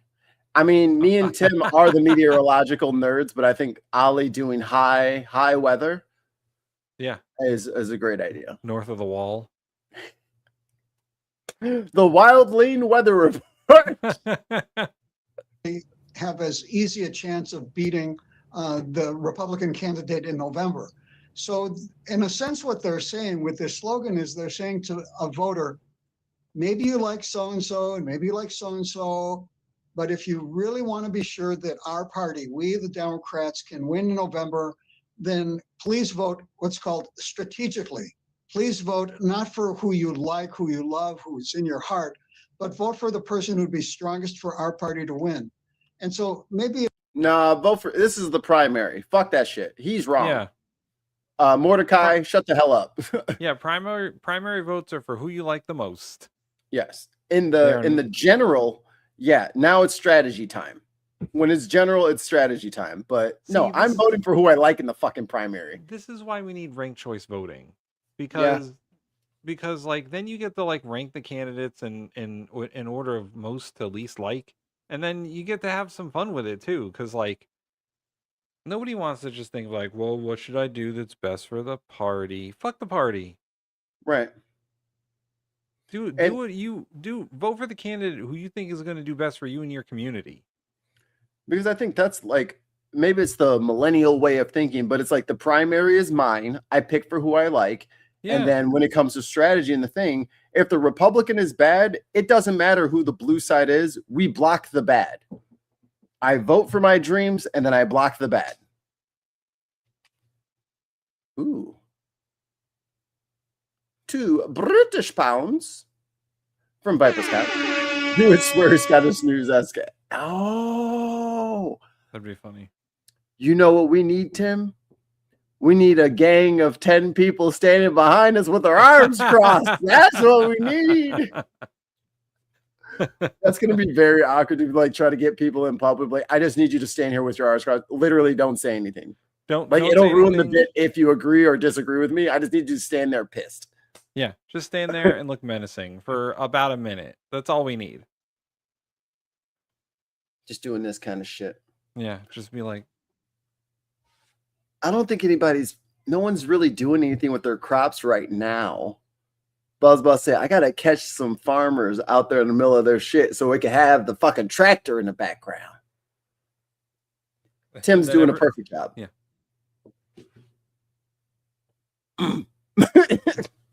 You grunt. What he said. What he said. It's a kind of an indirect slogan. Maybe the average voter getting that postcard wouldn't quite hear that message, but I think it's pretty underlying what they're trying to do. Yo, Francesca might win. Yeah. And if she wins the fucking primary, y'all need to not be some little ignorant bitches and be like, I don't want to vote for a woman. Shut up. Shut your whore mouth up and vote for her. If she whoever wins the primary, you need to just fucking get in line. Sorry. You'll get them next time. You'll have, was it 4 years for the governor? You can get your shot in 4 years, and I'm sure she'll have your back. Someone posted on Instagram a clip of, the ending of Beauty and the Beast where, the beast becomes the human guy again, and then the castle turns from the bad castle to the good castle. Yeah. Someone put over that the world if women were put in charge. It's not wrong. I mean, it's not wrong. It's not wrong. I guarantee you put women in charge of this country, a lot of shit will get fixed real quick. A lot of shit will stop immediately. a lot of shit will stop immediately. A lot of shit is not getting re-up for season 2. You know what I mean? A lot of motherfuckers are gonna have their season finale as soon as women get in charge. Piece is very detailed on that side of the card. It's talking about his qualifications for office as the Secretary of Administration. At this point, I don't know how they lose an election. Like, both parties are in such shit. Not Liz Truss. Well, at least they're good cats. You know what I mean? Everything on any ledge will get shoved off. Tim never lived under Thatcher's rule. Listen, man. Yeah, that's true. There have been, but here's the thing: we've had 0 opportunities to try. Right. Maybe they can learn from the lessons of Thatcher. I'm just saying, like, you put women in charge of this country, and a lot of shit's just gonna stop. We just need one progressive woman candidate. Right. That's it. Like, if AOC becomes president, that's a wrap. That's a wrap on the whole fucking thing, man. Now it's what do we want this place to become? Like, it's reboot season then. They're rebooting the series. And other nonprofits that he's run, that he Mitch McConnell didn't make it. Believes that even though he's never held elected office, that he is showing with this card how qualified he is to be governor from day one. I want to talk a little bit about last week, and I know that you were out of office last week, but one thing that we were also watching was the Michigan Mikey. primary, and I think that was on a Yeah. So Chris C made that up. There we go. And then we just put that on a lanyard. Yeah. So maybe we get a press pass. Oh, if we get windbreakers and a press pass, we're going to the White House. Let us in. Excuse me, let me in, please. I have a question. They'd be like, where are your news credentials? Right here, sir. Bitch, it's right here. Don't you see this big ass Ben podcast news and commentary badge, motherfucker? It says press. Duh. Don't press me. That's a good one, Chris C. I like it. I like it, Chris. Thank you.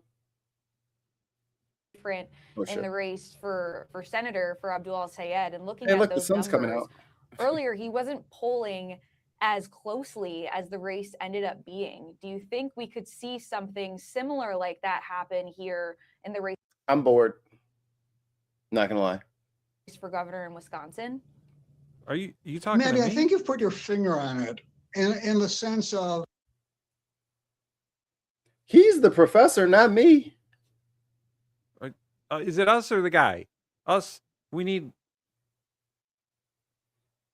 Who? Oh, me. Oh no, I talk like both. Yeah. Yeah. I do both. I do both. Yeah. Both talks. Yeah. Both talks. I do human speak and whatever the rest of it is. Right. Yeah. Yeah. That's okay. It's okay. You'll get used to it. You'll get used to it over time. I don't have to. Wait, why are we getting fucking randomly trolled on Twitch? People are very comfortable tone policing people who, are different. It's very comfortable for them to tell a grown-ass, almost 40-year-old how to speak on their broadcast that they've been doing for 7 years. Right. Any other time, someone would see that as horrendously disrespectful. Right? Like to just come in on the first day and tell like someone who's been doing something for 7 years how to speak. That would be I would never do that, but yeah. Okay, it's cool. You're allowed to do that, and then like I'm allowed to be passive aggressive about it. You know what I mean? Like we're both allowed to do things. I did have another clip from this bill. I get everybody hates James Tallarico. He's cornflakes or Rice Krispie treats with no cereal, or Rice Krispies with no sugar. Like he's bland, but it's good. It's good for this exact reason. Bill is insane.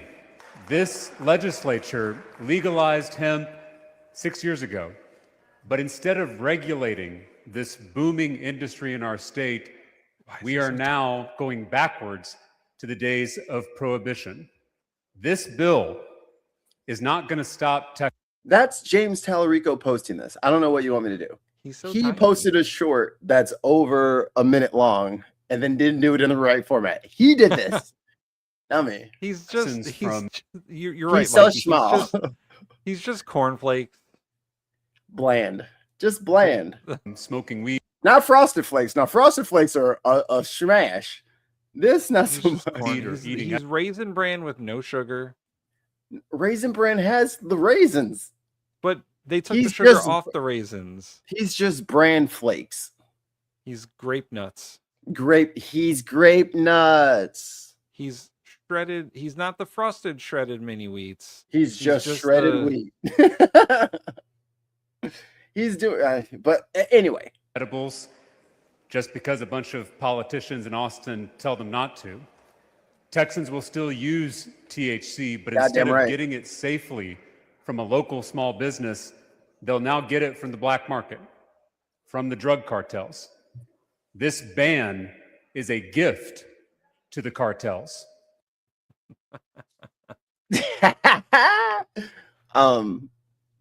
This is the way you reframe a Republican argument so that you not only hold the moral high ground, but you have the financial high ground, you have the practicality high ground. This is the way, this is how you reframe an argument so that it is a winning argument. And he goes on to make the case. We are now telling full-grown adults how to live their lives. Texans. You're telling full-grown Texans you can't handle what Colorado can handle. You'll lose your mind and be naked in the street. Fucking putting your shoes on your head, being absolute crazy pants if we give you weed. Oh, we're not old enough to be able to handle it. That's what you're telling the voters. That is how you reframe an argument into a winning argument. Yes, Tim. Why is Texas so fucking crazy, man? I don't know. I thought they were supposed to be like the free peoples of Texas over there. No, they're free when it comes to like corporate interests, but when people actually want something, it's like, no, we're not going to do that. We're not going to actually let you. But when it comes to like, oh, hey guys, let's fucking capitalize our power grid, and the people are like, no, let's not do that, and they're just like, we're gonna do it anyway. They're doing it anyway. We'll just keep drilling. You remember that time the power grid stopped working because it was too cold? They were gonna keep doing that. It was cold, so people used the electricity to heat up the house, and they were like, what the fuck is all this electricity use? What are y'all doing? Why is Texas so anti-weed? Are they protecting the alcohol? I really don't know. They want to punish people because they want to push this like 10 Commandments bullshit, and they want to get like the moral high ground. Like, it's wrong to smoke the devil's lettuce and to be eating those little gummy bears that make you all loopity in the brain. Like it really, I mean, I think the actual answer is big tobacco is the reason. Yeah, probably. Because big tobacco is like, no. You want to smoke tobacco, not marijuana. Marijuana is bad for you.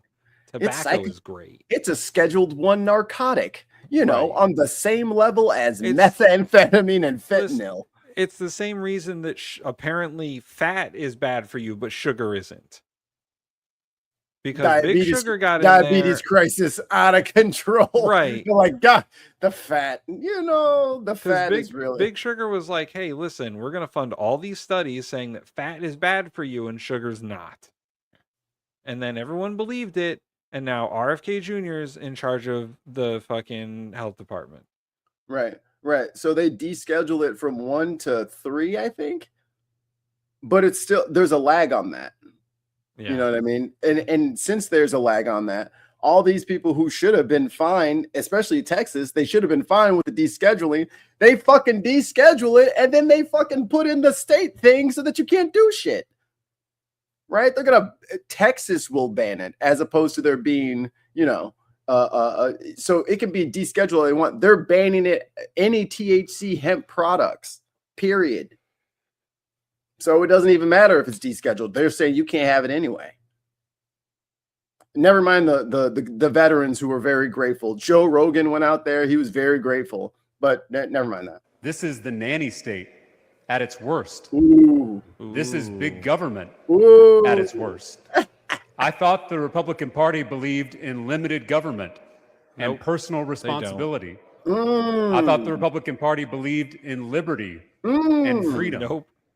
What gives us the right to tell an adult what to do on their own time? It ain't Christian. This, even though he's cornflakes, this will appeal to pissed off MAGA people, pissed off independents, and they will be like, you know what? Yeah, because fuck, I mean, that Paxton guy's got all this baggage anyway, and he's trying to get rid of my weed. Fuck this guy. Mind pillow will never lower again. We go to morning review projecting. That's hilarious. Mind pillow is so good. Guy. It's so good. Also, we are is Minnesota Lower Canada? They wish. They've been angling for that for a while. And I say, if you take Minnesota,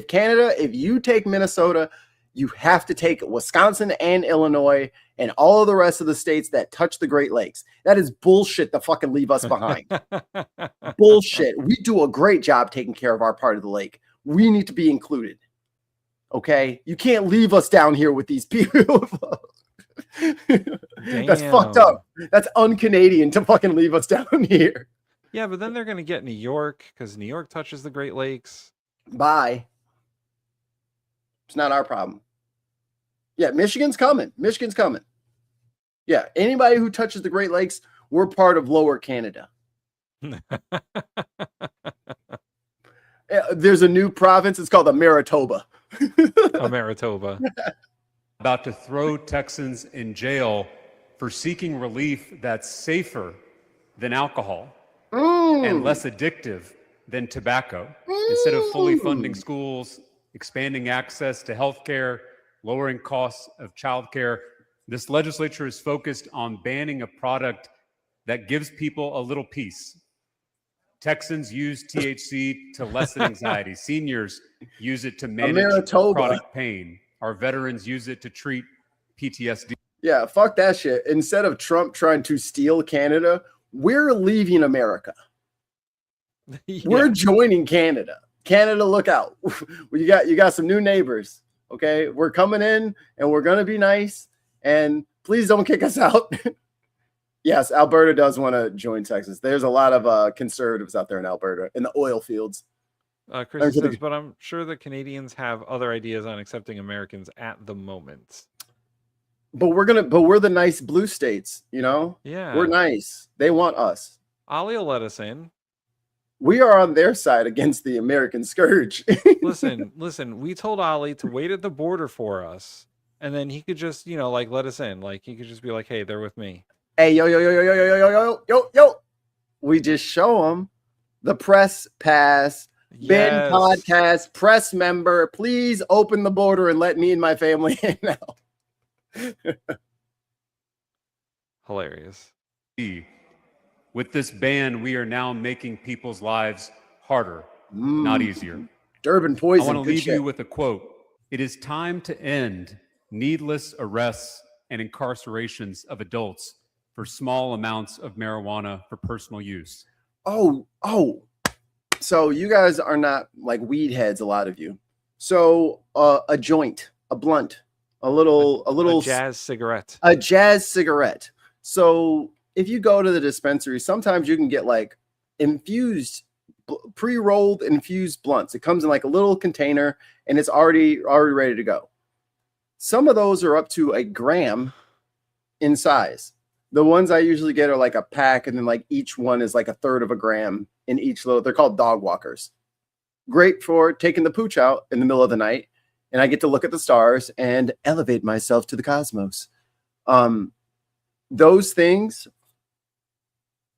if I had 3 of those little itty bitty dog walkers with me, that is a felony amount of marijuana in Texas.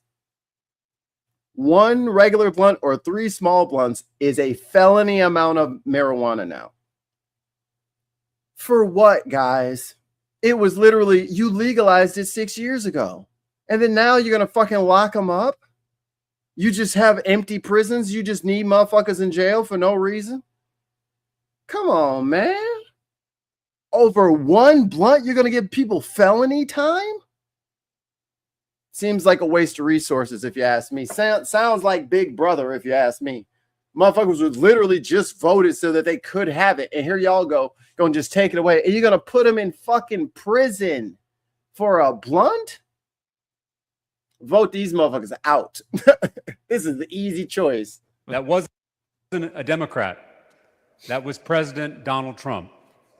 To my Republican colleagues, I'm asking you to oppose the cartels, stand with President Trump, and vote no on this insane bill.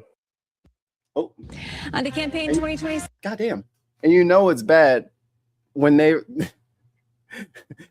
the Trump bootlicking party. They've even gone to the right of Trump, which I didn't know was possible. Even Trump has said, all right, weed's fine. THC's great. The troops love it. The veterans love it. It helps them not take opioids. You know, that they can better manage their symptoms, their mood, provides them a little peace at the end of the night.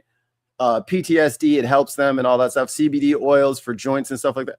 Look, I don't have to sell weed to people. People have already decided that they like weed in their life. You're going to tell them, we know better than you. And I can guarantee you the same motherfuckers voting on that shit have not ever smoked one day in their life. Not even once. I think that, Tim, let me know if I'm crazy here. I think before you vote on something, you need to partake.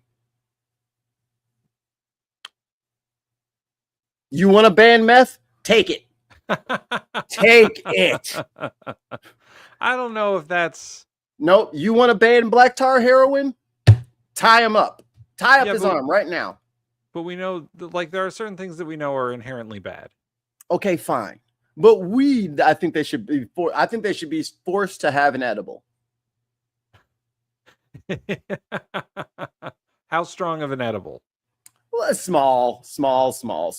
Like maybe like half of like a 5-grammer. Okay. All right, then yes. Just to get a little tilt in the room for them. As long as you're not handing out like 100 milligram fucking. No, we're giving them the fucking just eat this just eat this concentrate. And then you can vote. You got to wait 30 minutes and then you can vote. Oh God, they would be sitting there naked, fucking ripping their clothes off. Yeah. Ooh, orange cat, which is what that says. I feel magic mushrooms should be legal for mental health. They're more effective than antidepressants. Hey, Survive's back. Prohibition is the issue. If people want to try things out, I think that there should be a medically safe, government-sanctioned way of trying. Because let's say there's 1 million tests, 1 million people are tested, and magic mushrooms only works for 10% of people. Then if it works for 10% of people, then I'm okay with it being legal. If it for the rest of the people, they had a negative experience or didn't like it, then you tell them, hey, there's a 90% chance this shit is going to be fucking awful, and you're going to like be in a classroom and you're going to be in fucking 5th grade again, and you're going to like be tripping for 4 hours, and everyone's going to be laughing at you because you're naked and you can't remember how to divide at the board. Long division. You got to do long division on the board and you're naked. Sure, that could be your bad trip. That's fine. But if other people are having schizophrenic episodes or they're suffering very, very deep depression things, they need to connect to the universe, shut the fuck up and let them try it, you know? Moses Story says, I think all congressmen should be required to take a heroic dose of THC. I support this message. I support this message. You know that like half of them wouldn't survive that, right? You can't die from THC. No, but you can die from like the things you do because of THC. If they, we'll give them a bag of Fritos and a Mountain Dew. You know those old people can't drive already. They ain't gotta drive. You're not supposed to be driving around. Do not drive around high as shit. No one needs you in the middle of the fucking highway going 30 miles an hour talking about what's going on. My car, it won't go. A person will vomit or fall asleep for real. Yeah. Moses says, if he dies, he dies. Rocky IV, that motherfucker. Like it's not like getting overly high won't damage the person. You know, they won't get damaged. They might be useless, but not damaged. Chris C says, holy shit, you can go to prison for possession of cannabis in Texas, but it is perfectly legal to own a Barrett 50 cal sniper rifle or a machine gun or a handgun with a silencer in Texas. You got to go after what's really hurting the kids, you know.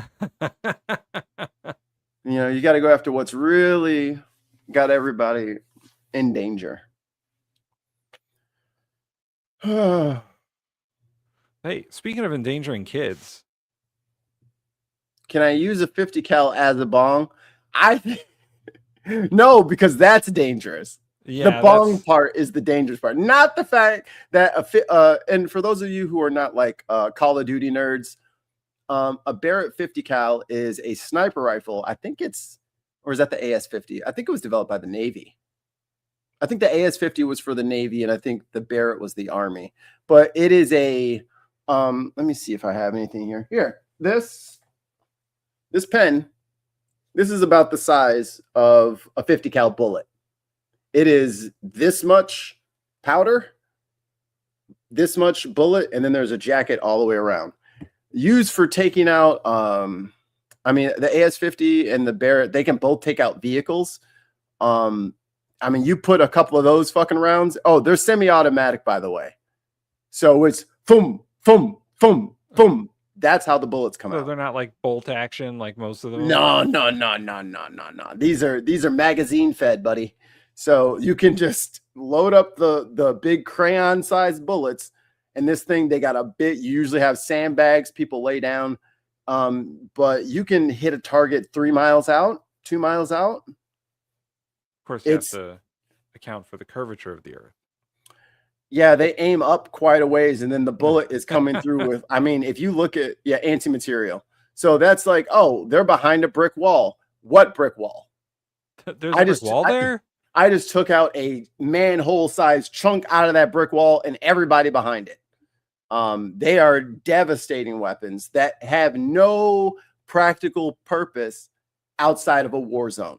Like that is for taking out the enemy commander. You know what I mean? Like, it's definitely not meant for hunting game. I mean, if you hunted game with it, it was like, here, you should see one hit a limb. Poof, desert paint. Yeah, whatever it hits is gone. There's so many joules of energy and newtons of energy inside that interaction. Whatever it touches turns to mist. But I'm glad that is perfectly legal. But, a blunt this big, the damage it could do, the damage that blunt could do. Heaven forbid someone has a lighter. Yeah, 50 cal rifles are designed as anti-vehicle weapons. Yeah, anti-armored vehicle weapons. Yeah, you put that through the block of a truck. That truck is not coming Anyway, the pistons are all out of order now because this fucking metal slag just dragged its way through the engine block. You could fire that thing into an up-armored Humvee and it would still fucking get through. Let's see if I can find any non-cal damage. How many A's am I going to put in this? Okay. Here. Let me do this. Let's see.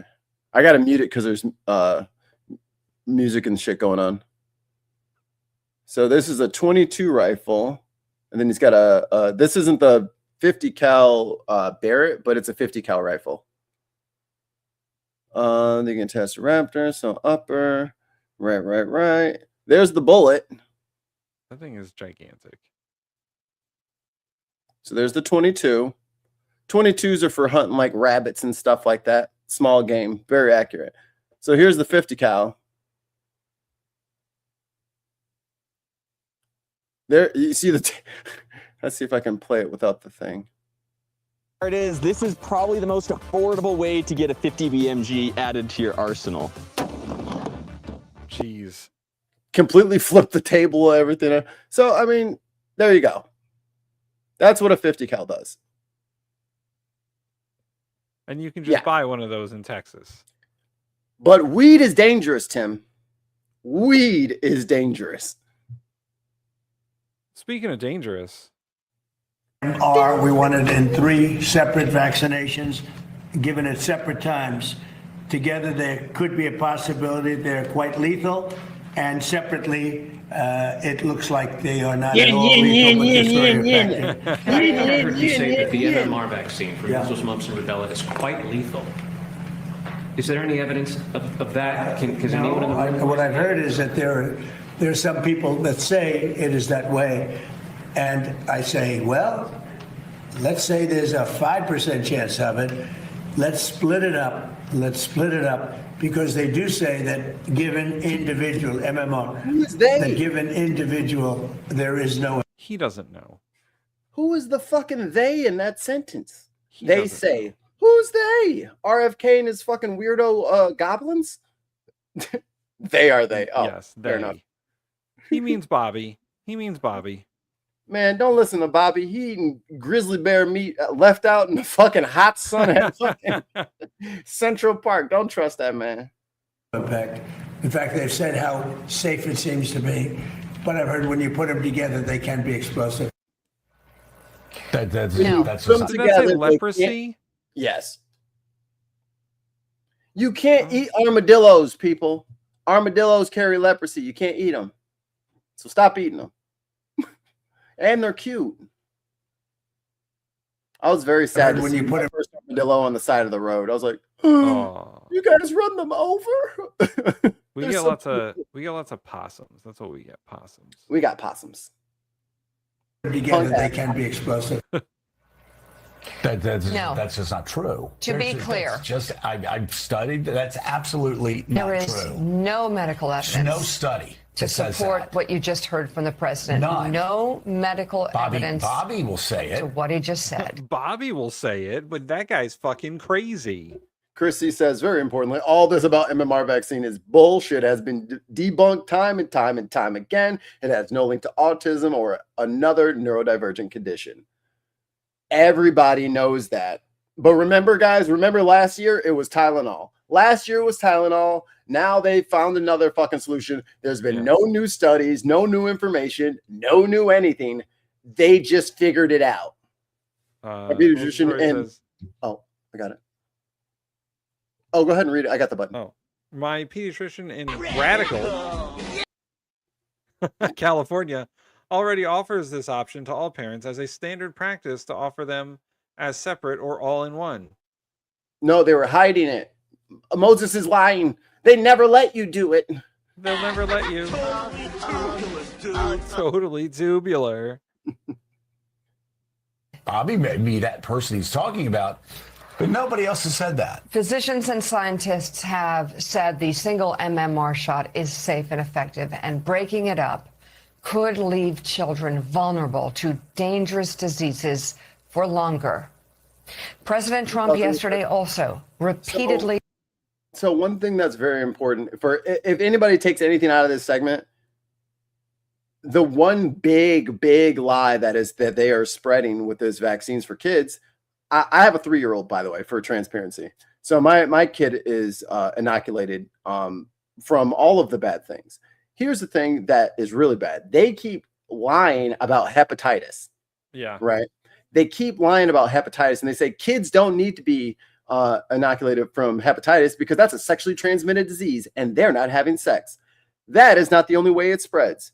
If a caregiver for an elderly person or a young person has hepatitis and doesn't know that they have hepatitis, they have a cut somewhere on their hand, on their mouth, on their anything. If they do not wash their hands properly, that blood can transfer from their fingertips into that person's bloodstream through hook or by crook. And then that person has hepatitis from a person who also had hepatitis who doesn't know that they have hepatitis. So it does not have to be sexually transmitted, as the fucking president and Bobby keep fucking lying to everybody. That's not true. I love how we're all on first name basis with the Secretary of Health and Human Services now. I'm not calling him RFK Jr. He doesn't deserve it. Bobby. You know, Bobby does sound like just a random fucking guy. That's what he is. He has no fucking medical experience. Shit, we've watched enough YouTube to have more fucking medical experience than he does. Yeah. He's a fucking trial lawyer. Right. An environmental trial right. lawyer. He doesn't know anything about, oh man, I got a clip for us to watch on Unboxed. He gets torn up by some news interviewer who's like, "You're not a doctor." Right. And then Bobby's like, "Neither are you." But then the reporter's like, "I'm not in charge of Health and Human Services." Yeah. I know you are, but what am I? Bitch, this is your job. Yeah, he is a damn it, Bobby. That is him. That boy ain't right. That boy ain't right. He suggested the number or timing of vaccines could positive play for a a bunch of role in pathogens. rising rates of autism, despite scientific consensus and decades of studies that have firmly concluded there is no link. But by the way, I just want to say, and we're going to go through all of this, I just want to say, I have a child that's on the spectrum. And this is something I have studied intensively. Joe about to go off. Yeah, Joe's about to fuck somebody. Joe ain't got no tie on this morning. He is pissed off. His hair ain't even super stuck up like that little puppet in the kid show. You know what I'm talking about? I can never, like Crazy Town, Busy Town, something like that. Oh yeah, what is? There was a little puppet dude, and that looked just like his ass. Y'all know, if y'all know who it is in the chat, please tell me that character's name, please. Even talking to Bobby 25 years ago. Seen study after study after study. I've been looking at study after study after study, just like I've looked at study after study after study on diabetes. There's not a single relevant study. There's not a single legitimate study that suggests vaccines play any role in the rise of autism. If there were, I would have been telling you about it over the past 20 years. There's not one legitimate study. You know, there was a bogus study done. She's like, I love it when he defends my family. Look at my Joseph. I love it when he gets all riled up like that. He sounds like a Republican, but not. It's so edgy. It's his Republican coming out. God, she is smitten with this book. Look at her. Yeah, stop, girl. Girl, stop. When he's not interrupting her and he's yelling at someone else, she loves it. That's her baby he defended. She's like, yes. When he's not fucking damn it. When he's not fucking constantly gaslighting her about talking about sports on their news show, she is smitten. And I know, let's not take this into it. And it's like they're in the 9th inning. It's like, God damn it. God damn it, Joe, you promised. We have to talk about the fucking news now, Joe. I don't care about the Capitals. Nobody cares about the Yankees. For trial lawyers, which Bobby Kennedy is one, for trial lawyers, that was published in Lancet, the end of the 90s, there's like 12 people. they all separated themselves from it because it was false. It was a scam. It was Tylenol. There's been, for the past 25 years, one after another, and they've all come to the same conclusion. To see that happening in the Oval Office yesterday, Oh my gosh, is what everybody feared would happen when Bobby Kennedy Jr. was put into that position. Guy who vaccinated all of his own Stop, Adam. kids. Stop. It's just, this is. I'm not saying that out loud. I'm not saying it. I saw what you said, but I can't say that. And for a while, she was like, "Fuck yeah, that's what he's talking." She was like, "Yeah, get him." She's like, turn the camera. You know what? Leave the camera on. Christy says, I personally think that splitting the MMR vaccine has more to do with lining the pockets of the healthcare insurance firms. A standard dose of MMR costs between $90 and $125 at present. And you got to remember, this is America, guys. We pay every time we have a visit. Yeah. So splitting those 3 shots up, or splitting those shots into 3 things, that's 3 visits instead of 1 visit. So that is an additional copay of $50 to $80 per visit. Yep. This is a great idea. And we have deductibles. Yeah. This is so stupid. Yeah. And it's so dangerous. Last thing. It spreads so much. And I'm sure all of the pediatricians have a ton of open spots Oh, for yeah, all of these so available. for triple the amount of appointments. I'm sure they're all ready to take on triple the amount of appointments. They've just been sitting around, just hanging out. Even though I have to fucking schedule my fucking daughter's pediatrician appointment at least 3 months in advance. Right. At least. Chrissy says you need 2 doses. It costs between $180 and $250. If you switch over to the single jab, then it's 6 jabs costing between $540 and $750. So perfect. Double, triple, double to triple, triple double. Disinformation that now parents, because of the lies, because of the conspiracy theories, now there are parents out there that are going to be frozen in place because they heard this coming out of the Oval Office and not do what parents have done for generations to protect their children from terror. Who the fuck is listening to this White House? Yeah, I would say if you're listening to stuff that's coming out of the Oval Office, then it's your problem. You need to stop doing that. If you need to hear it from here first, do not listen to this White House. Talk to your individual pediatricians. Do not listen to and make sure that the information they're giving you is a couple years old. In fact, whenever Donald Trump speaks from the White House about medical advice, there should be a little disclaimer down there that's like, do not consult your physician before listening to the president because he's a fucking moron. We got to have a fucking medical disclaimer like COVID for the fucking president every time. Him and Bobby, every time they fucking talk. Yeah. Horrible diseases. So just having it all on the record here, several large studies spanning nearly 25 years provide fact checks for those claims by the president. One landmark study out of Denmark in 2002 followed more than 537,000 children born between 1991 and 1998. Another study done by Danish scientists in 2019 tracked more than 650... Denmark and Danish people are the same. Mika. Yeah, you, Mika, come on. Get it together. Lock in. The Danish people are from Denmark. Lock in, Mika. 7,000 children. It found no increased autism risk from MMR vaccinations, including among children with a sibling history of autism. A study done here in the United States in 2015 followed over 95,000 children, including many high-risk siblings of kids with autism, and found no increased risk at any age. Another study last year out of Denmark focused on aluminum-containing vaccines, which includes the hepatitis B vaccine. It covered more than 1 million children and found no increased risk of autism or 49 other health conditions. The vaccine autism myth gained traction based on a 1998 paper in The Lancet by Andrew Wakefield. Which is the site, which is what Donald Trump cites and fucking Bobby cites all the time. Do you remember the Republican primary where Trump first brought this shit up? Do you remember the 21st night of September? That's the wife and I every time. We can't say anything that's a song lyric. It's very annoying. You'd be proud of me for doing this to you. The 2015 primary, where Donald Trump, after the debate, was talking about, oh yeah, no, it causes autism and we got to fix that. And like everyone was like, what the fuck did he just say? He just says stuff. You know, he just says stuff. He just says stuff. Because he believes in this fucking myth over here. He's crazy.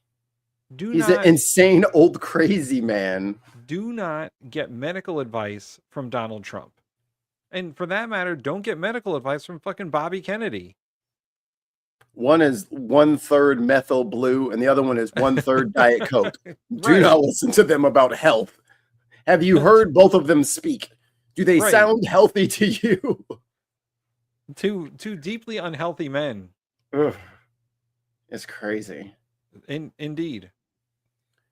And I've never seen a group of people so stupid, but so like proud of their stupidity. Like they're very arrogant about what they don't know.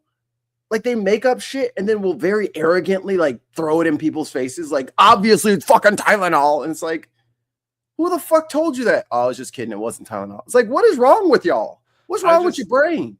I just say to those people, oh, so you're happy with your current level of understanding then. So you're done learning. And so you're done, you stopped learning. The learning button hasn't been pressed in age. It's dusty as hell. Dusty as hell. Greg, I've tried. It don't work. StarCraft. It don't work. This is the only way to Zerg swarm. I can't listen. I can take all the Tylenol I want. My actions per minute are not going up. We are nerds. Deep nerds. It was based on only 12 children.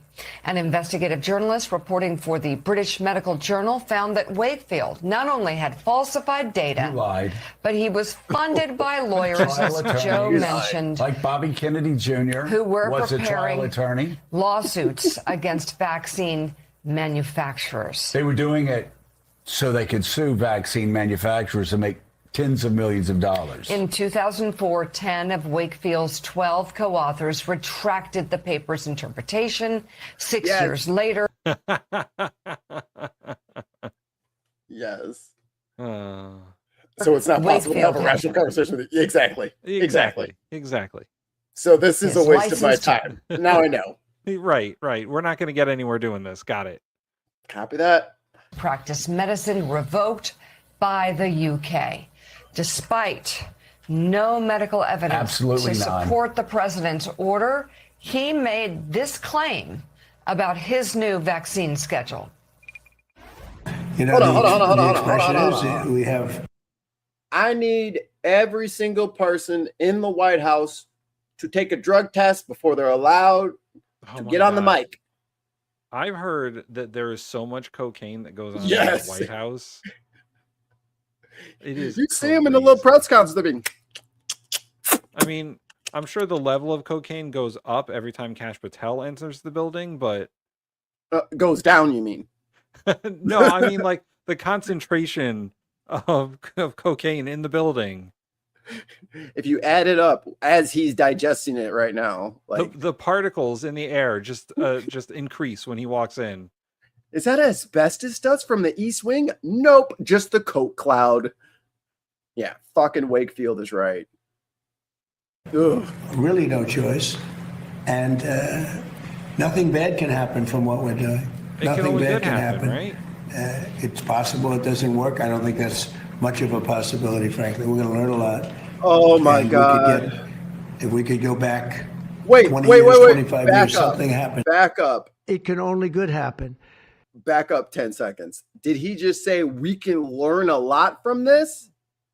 Bitch, you're experimenting? You're trying things out? Well, it doesn't work. I don't think that's much of a possibility, frankly. We're going to learn a lot. And we could get, if we could go back 20 years, 25 years, something happened in between that would lead us to the kind of numbers that we're seeing. But high vaccination rates in the United States, given on a medically recognized schedule, have prevented the spread of potentially deadly diseases. Does no one remember that Donald Trump is the fucking guy who did Operation Warp Speed? He was the one that got the vaccine out to people. And now he's like, oh, you guys shouldn't fucking do vaccines. But it's still one of his greatest accomplishments was getting out the COVID vaccine. It's still one of his greatest. He was the guy. Listen, he did Operation Warp Speed. He fought COVID with his bare by hands. himself, by his fucking self, because no one would help him. All alone.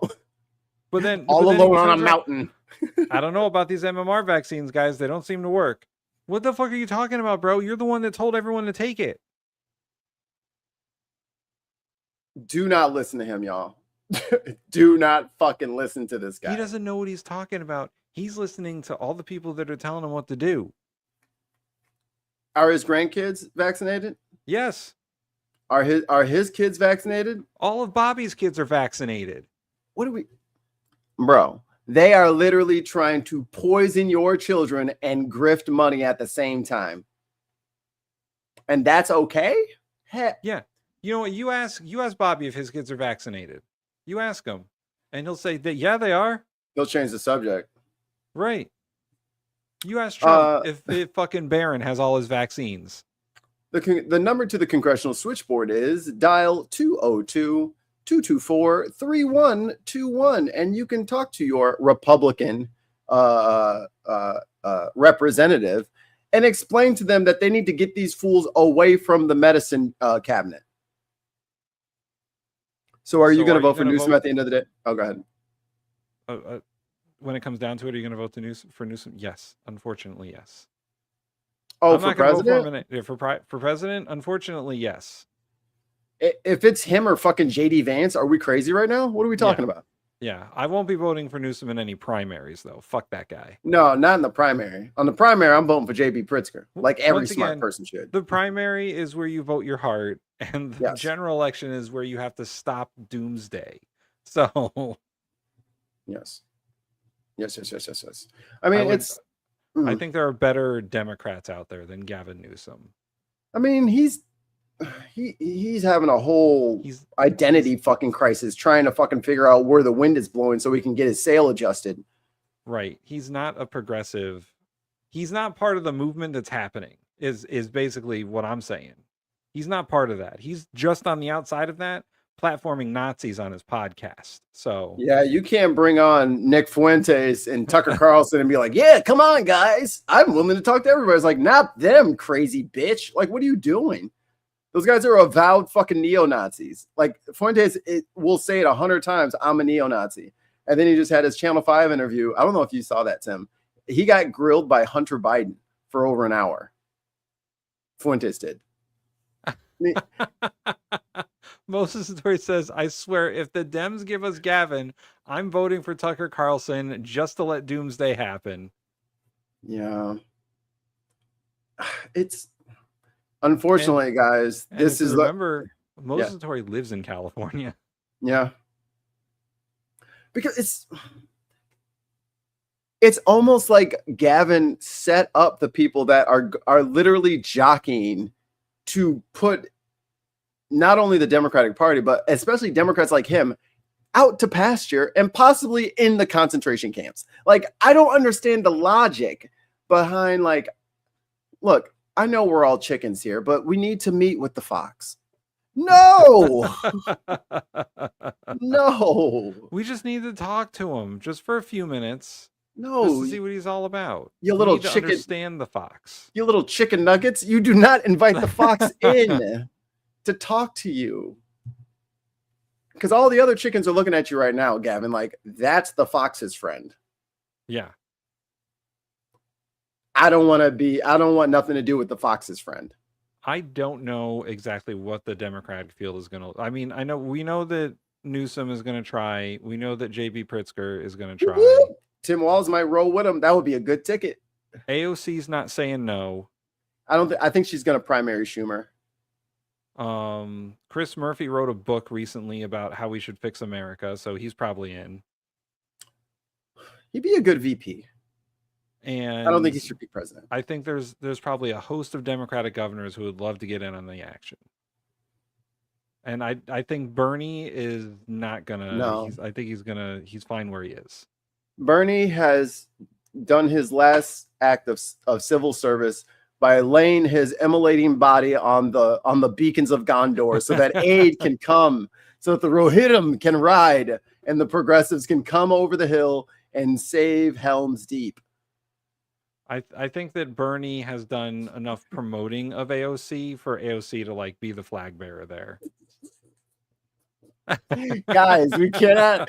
I know you guys are getting very creative, but we cannot come up with creative responses for why we're going to be doomed. Okay, I want a beam from a black hole to blast us, a blazar. I would love for a blazar to hit us and corrupt the grid and put us back to Stone Ages, but it's not going to happen. Every year, every general election for the president, I see the people with like the Comet 2024 bumper stickers. Asteroid, like, yeah. Yeah, and I'm like, am I one of those guys yet? Almost. No. But I'll be right back. I sympathize with them. I understand them. It's understandable. But I'm not quite there yet. Although this shit puts me closer to that. Study published in 2024 by the CDC found that for children born from 1994 to 2023, routine vaccinations prevented approximately 508 million cases of illness, 32 million hospitalizations, and more than 1.1 million deaths. Willie, I really don't know where to start. I guess I'll start by saying something nice about the president, and that is, I think there's a pretty good chance of Newsom versus Vance too. Although people don't like JD Vance that much, so you never know. because of these conspiracy theories about vaccines, the president is afraid to admit to one of his best achievements in office, Operation Warp Speed, which was a vaccine that nobody expected to happen within a year's time. It was a remarkable scientific achievement. One of the most important scientific achievements probably of the last generation. But the president, we should do a show about this maybe after the primaries or after the 2026 election. Like who's gonna be in the field? Because maybe Marco's got some juice. I doubt it. He looks miserable right now. JD Vance is like the presumptive emperor. You know, there's a whole lot on the Republican side and on the Democratic side. It is going to be a clown show.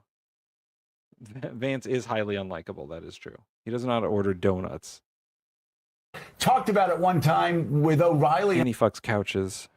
On stage and got booed by an audience that has been filled with misinformation for years. And that, what's so crazy really is before the vaccine, conservatives actually mocked and ridiculed hippies.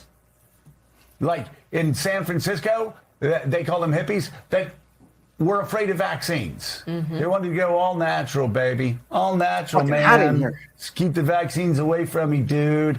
And we'd make fun of them. And you'd have states, the reddest states in America, would have the most success on preventing childhood health. You'd have states like Mississippi, Alabama, Arkansas. They would not even have religious. Oh, I got an unboxed clip for Keg's Breath later. Slotkin tears into him, and it is great. He also had his own vaccination issues. I'm going to lift the mandate for the flu shot. You don't have to get the flu shot no more to be on the military base. We'll just have everybody sitting here sleeping nut to fucking butt. Fucking nut to butt people fucking sleeping, doing training and all that shit. No one gets a flu shot. A third of the fucking base has got the fucking shivers and got fevers and shit. You are so fucking dumb sometimes, Hegseth. God damn, bro. Yeah. No, keep your fucking white supremacist tattoos and don't get a shot. That's the way I want the army to be. Like, you're so dumb, bro. So dumb.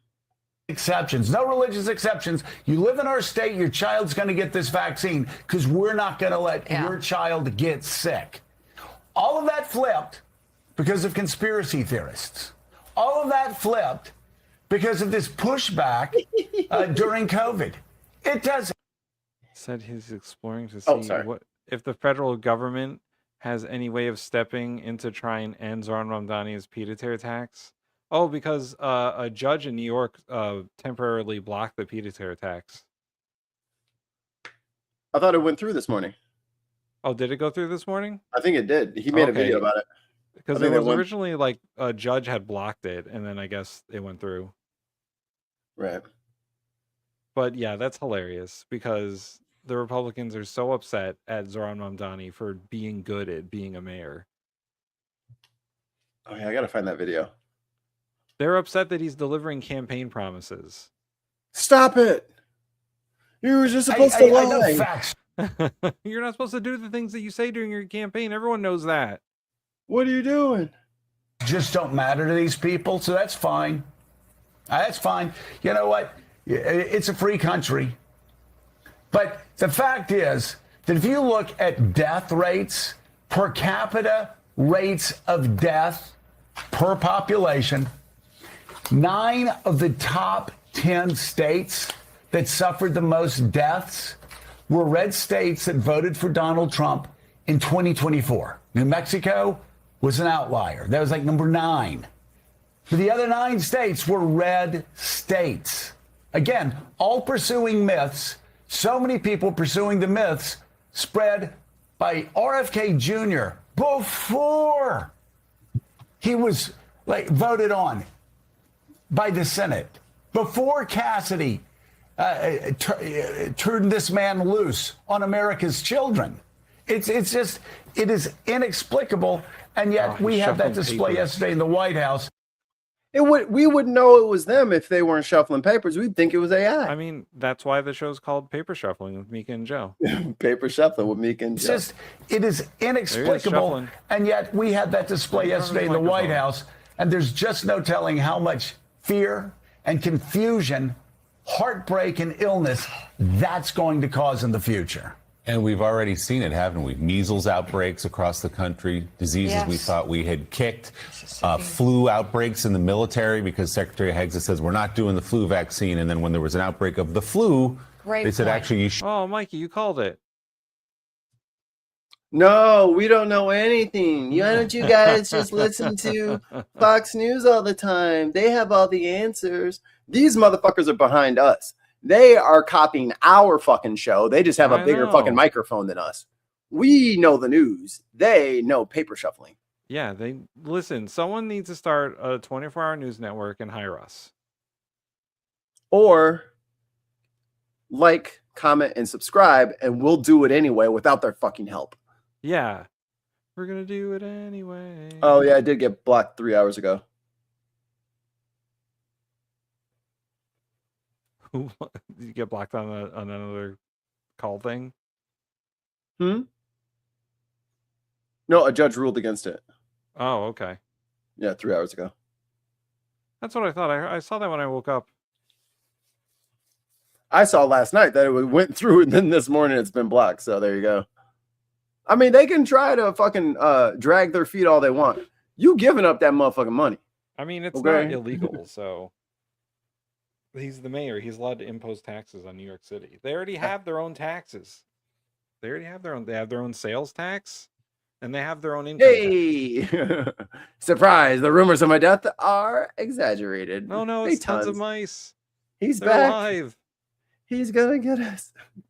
Should get the flu vaccine. We're already seeing it. And Joe, you made the point, which is this is the moment we just watched. That's the moment people have been fearing since the idea of Bobby Kennedy Jr. was even floated of running an organization that could control what goes into the bodies of our children or what does not because of the fear he creates around it. And there he was. It wasn't the margins of the internet anymore. It wasn't him spouting off on some podcast. It was him standing in the Oval Office and using President Trump as a vessel for some reason, his own enrichment, perhaps, whatever he's been banging the drum about over. I love how that's what we assume now is the president is just doing something to get more wealthy. That's what he does. More money. Like, that's the basic assumption. Every time the president does something now is, oh, he just wants more money. Speaking of more money, 2 British pounds from Viper Scott. A wee bit of funding from the UK from our Thank you, patron thank you. saint. I added something to the playlist. Let me grab it. Bro had me cracking up. This shit was so funny. Oh, there it is. And then I got a weather update. Comment from the chat. Whiskey Zombie says, what kind of lame-ass screen name is Mikey Famine? Got to be the lead singer of some sort of rawcore band. You nailed it! Whiskey Zombie, congratulations. You get a gold star. Mikey Famine is my stage name from the band I used to be in called Tempest Revenge. I was the front man, and we were a post-hardcore metalcore band from the 2007 to 2010-ish. So there you go. You nailed it. So question is, are you trolling or do you actually know? Yeah, that's put in your votes now. You want to hear me sing something, Whiskey? You got to comment, like, and subscribe. Here we go. This dude had me fucking peeing my pants. I can't watch shorts in the morning no more. This motherfucker had me cracking up. Right, I see how the world works, bro. You see how in the morning I said there was 2 potholes, right? Look what happened after I come back from work. What? Where's the first video? Oh. Mom Donnie, I did not know you was like that. That quick? Yo, Mom Donnie, bro, we need your help, gang. Like, okay, why did they play the videos out of fucking order? Who did this? Who is this? Fucking now this. Now this, for real? You gonna play them in fucking reverse order? That's weak as shit, y'all. All right, sorry. Hold on. The jury will disregard what it just saw. Quiet in the chambers, please. Quiet in the chambers. Yeah, we're everybody back to one. Everybody back to one places. Speed, rolling, and action. oh, Mom Donnie, bro, we need your help, gang. Like, gang, why is there a whole hole in the road, gang? That big hole. You see all these cracks, gang? And then there's another one right there. What is this? Come on, Mom. I see how the world works. So he said he did that shit this morning, trying to be funny, right? He's like, look at these holes in the ground. Come on, Mom Donnie, where you at, man? What's going on? Works, bro. You see how in the morning I said there was 2 potholes, right? Look at his eyes. Look what happened after I came back to work. What? Mom Donnie, I did not know you was like that. That quick? Yo, Mom. So clearly the people are furious inside New York City. Yeah, at the fact that this it's not working over there in New York City. There's several videos. People were complaining about the subway. This was going all crazy. It's so hot in the subway. We need some fans or something down here. An hour later, there's a lady standing in front of the fan with her hair blown back. Like, thanks for these new fans, Mom. Like, it's crazy. It's like he's on social media looking for people to complain and then fixing that shit before they get out of work. Like, well, he put together a public works program that was like, hey, there's this site. If you post to this site with a problem that Public Works can fix, we'll get to it. We're on it. We'll do it.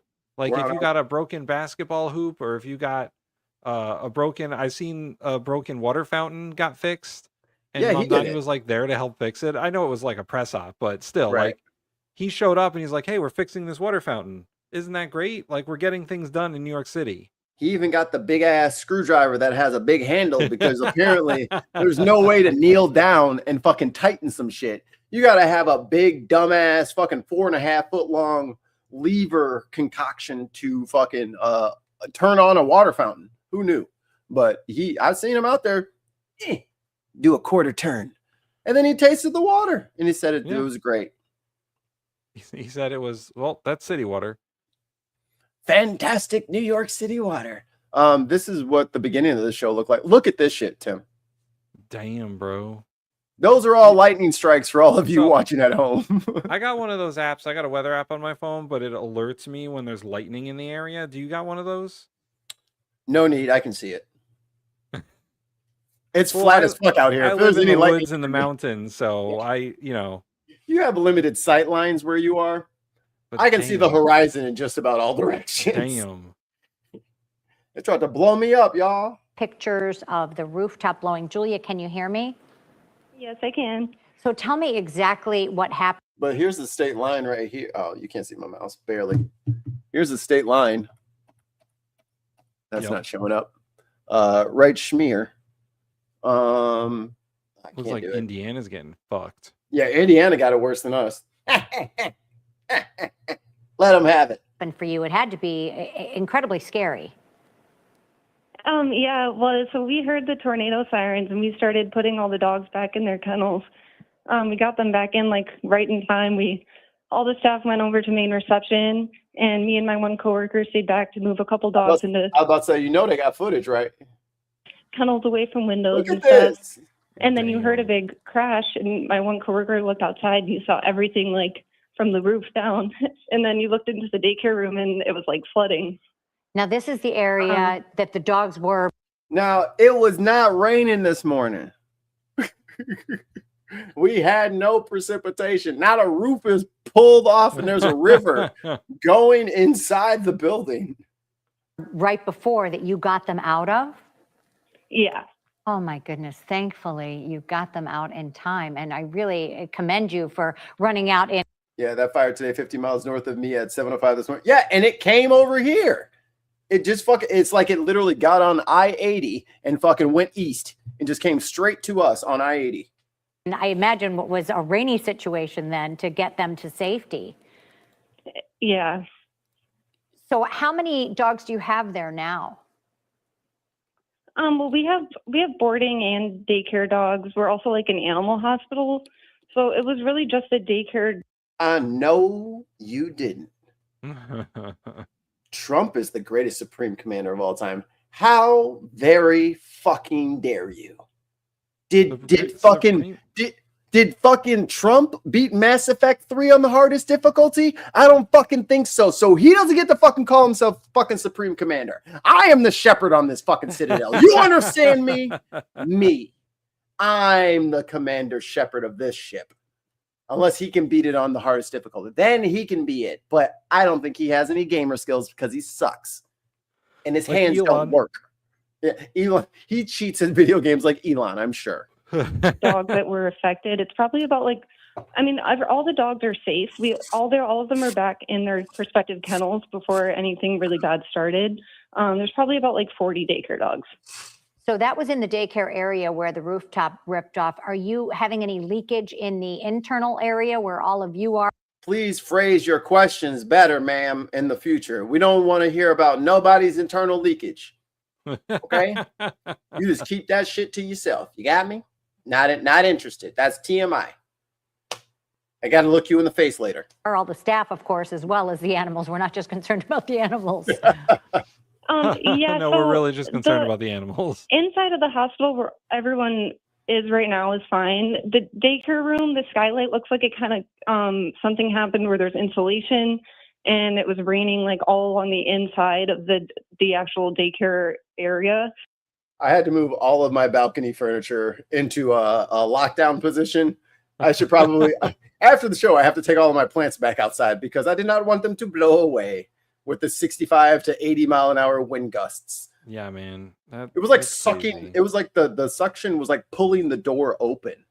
I was like, no, you don't. No. Because you know because you get I know people in the UK don't have this, but we have seals on all the doors. Yes. So my little seal was like,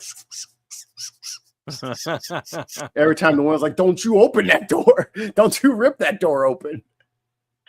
But everyone's out of that right now and it's taped off. So we're going to just have to, I guess, get construction and stuff. So have people been calling you, the parents of the pets that you have? But Tim, we have FEMA. Yeah. FEMA will help. Because if Indiana is a red state and they don't have a lot of money. So I'm sure FEMA is going to help them out to help rebuild some of these homes. FEMA definitely still exists. And for people, like if your house is destroyed, like a lot of it is destroyed and you need to stay in like a hotel for like maybe like a month or so, like an extended stay, FEMA would help you out and would take care of that room for you. Yeah, that's definitely a thing that will still happen. They FEMA do have seals. I was just definitely- checking. They still have money. No, she didn't spend $120 million on 6 commercials. Whew. I want to say that you better get your FEMA claims in before the end of the year because there might not be a FEMA in 2027. But Mark Wayne Mullen told us that he was going to look out for us. Yeah. That guy is trustworthy and reliable. It's okay as long as it's, under $10,000, whatever damage you have, it'll go right through. But if it's over 10 grand, it has to sit on his desk and get personally approved by him. He's totally gonna do that. See, that's the thing. They haven't told the states that they're responsible yet. So the hurricanes will be coming. We got earthquakes out west, tornadoes throughout the Midwest, heat waves all over the place. And they're just like, well, hey, man, you better raise taxes on your individual people. I know you've been paying into the federal system, and that was supposed to be your relief. But we gave that money to other people. We gave it away. We gave the money away. What happened is they folded FEMA into the Department of Homeland Security when DHS. Originally it was more independent. I thought it was part of agriculture. Right, but they had more independence there. But now that they're under Homeland Security, the very reasonable Mark Wayne Mullen is in charge of that now. And I hear he's doing a bang-up job. Well, Tim, we would love to help you. But to do that was a big drag. God, it's still coming out. But before we help you, I need your voter rolls. Or you need to let ICE into your state. I need your voter rolls. You got to let all my agents in. And then we would love to get started on getting these, downed 100-year-old trees off your power lines. I'd love to send some money out so you could hire crews to get rid of that stuff. But you don't want to give me your voter rolls that you're totally not obligated to give me for any reason whatsoever. Yeah, no, that's FEMA will get right on that. Right on it. Have in daycare now sort of frantic? Are they able to get back there, or is there, blockage in the road with any trees down or anything? To the best of my knowledge, the roads are okay. All of our receptionists are actually calling owners so that they're aware that their dogs are okay, and we're going to have to cancel daycare for the rest of the week at least. Oh my God, I gotta watch this badass dog all. Dude, if I put Zero in fucking doggy daycare, he would have an absolute heart attack. Yeah, he is he's so bonded to me. Like me and the wife were where were we going? I think we were going to go play Pokemon Go. So we were going to like the downtown area, and they got like a nice bike path and lakes and stuff. So we're going to just go take a walk and stuff like that. And we brought the dog. I went into the motherfucker to get the gas station to go get Monsters for us and bottles of water so we have some hydration while we're out there. He was losing his goddamn mind. He could see me through the glass the whole time. And then I come back and my wife's like, he has been screaming this entire time. Yeah. He would not stop. Whenever I go out for a walk without Apollo, he loses his goddamn mind. I don't get it. They want us to stay with them forever. So he's like the world's most neurotic dog. Meanwhile, this little fucking look at him, acting like he ain't doing nothing. He plotting. Oh, he's so plotting cute. and plot. Look at his little leg frogged out. I like the frog leg. Yeah, he acting like he not plotting my demise right as we speak. I know better. Does he leave toys on the stairs for you to trip over? Because Apollo does that. He'll bring the ball underneath my foot while I'm sitting here so that when I get up, I trip on it. Ah. So there's usually 3 to 5 toys right around me. We get toys left on the stairs because he doesn't want to either bring them all the way up or all the way down. And it is his plot to have us trip on one of those toys one day. Riddle me this, Batman. How the hell is he supposed to carry the ball up the stairs? In his mouth. And guess what happens? You're running up the stairs with the ball. The ball's got your bottom jaw sticking out. You hit your bottom jaw on the steps because your head is way too big compared to your body because you're a dog. And your mouth drags the floor. Get him, Zero. That's right. Well, Diz disagrees. They have the most erotic dog. Any last minute things? I will say this real quick. There's a lot of like racial shit that is happening in the South. I have on good authority that a lot of this shit is psyops and a lot of this shit is deliberately done to intentionally antagonize black folk. Some people are reporting on it. I am not giving them the steam. I see all of it, trust me, and I'm keeping up with all of it, trust me. But I don't want to give them credence on our airwaves because this is clearly racist, murdering black people, and then coming up with elaborate lies about it. Yeah, correct. And we already know what this is. We already know what the fuck, you know what I mean? Like everybody in their fucking mama knows exactly what happened in that case. They are playing in our faces because they're trying to piss us off. The Trump administration has been trying to set off black people since day one. Day one, they started taking down black monuments, canceling black history stuff, all the shit with the Kennedy Center. Like, he's been trying to antagonize us. And guess what? All these No Kings rallies happened and all this shit, and we didn't show up. They, for sure. And it'll happen. It may not be under this administration because I guess the judge down there is crooked as shit too. So all of her cases are going to get re-gone through after she's disbarred and all that shit. Again, I have been keeping up with all this. It's just, I can't let them rage bait us. You know what I mean? Yeah. Like they're doing it on purpose to try to distract from all of the other shit that they're doing. Some of the other shit they're doing, I was watching even more news today. And Cody and the gang were talking about some MAGA former NBA players who are trying to play in the WNBA, saying that they're trans. Yeah, Enes Kanter. Yeah, to try and fucking who was ass? Bait. Who was ass on the Portland Trailblazers? You're just a big idiot. You're not even fucking good, mate. I bet Brittany Griner could probably take his lunch if I'm being honest. She's in way better shape than him. They're trying to do the shit that Ben Shapiro and his people couldn't do because they realized that you actually can't pretend to be trans and play women's basketball. That's why they made that Lady Ballers movie, because they were trying to do it as a real thing and they figured out they couldn't, so they made a movie about it.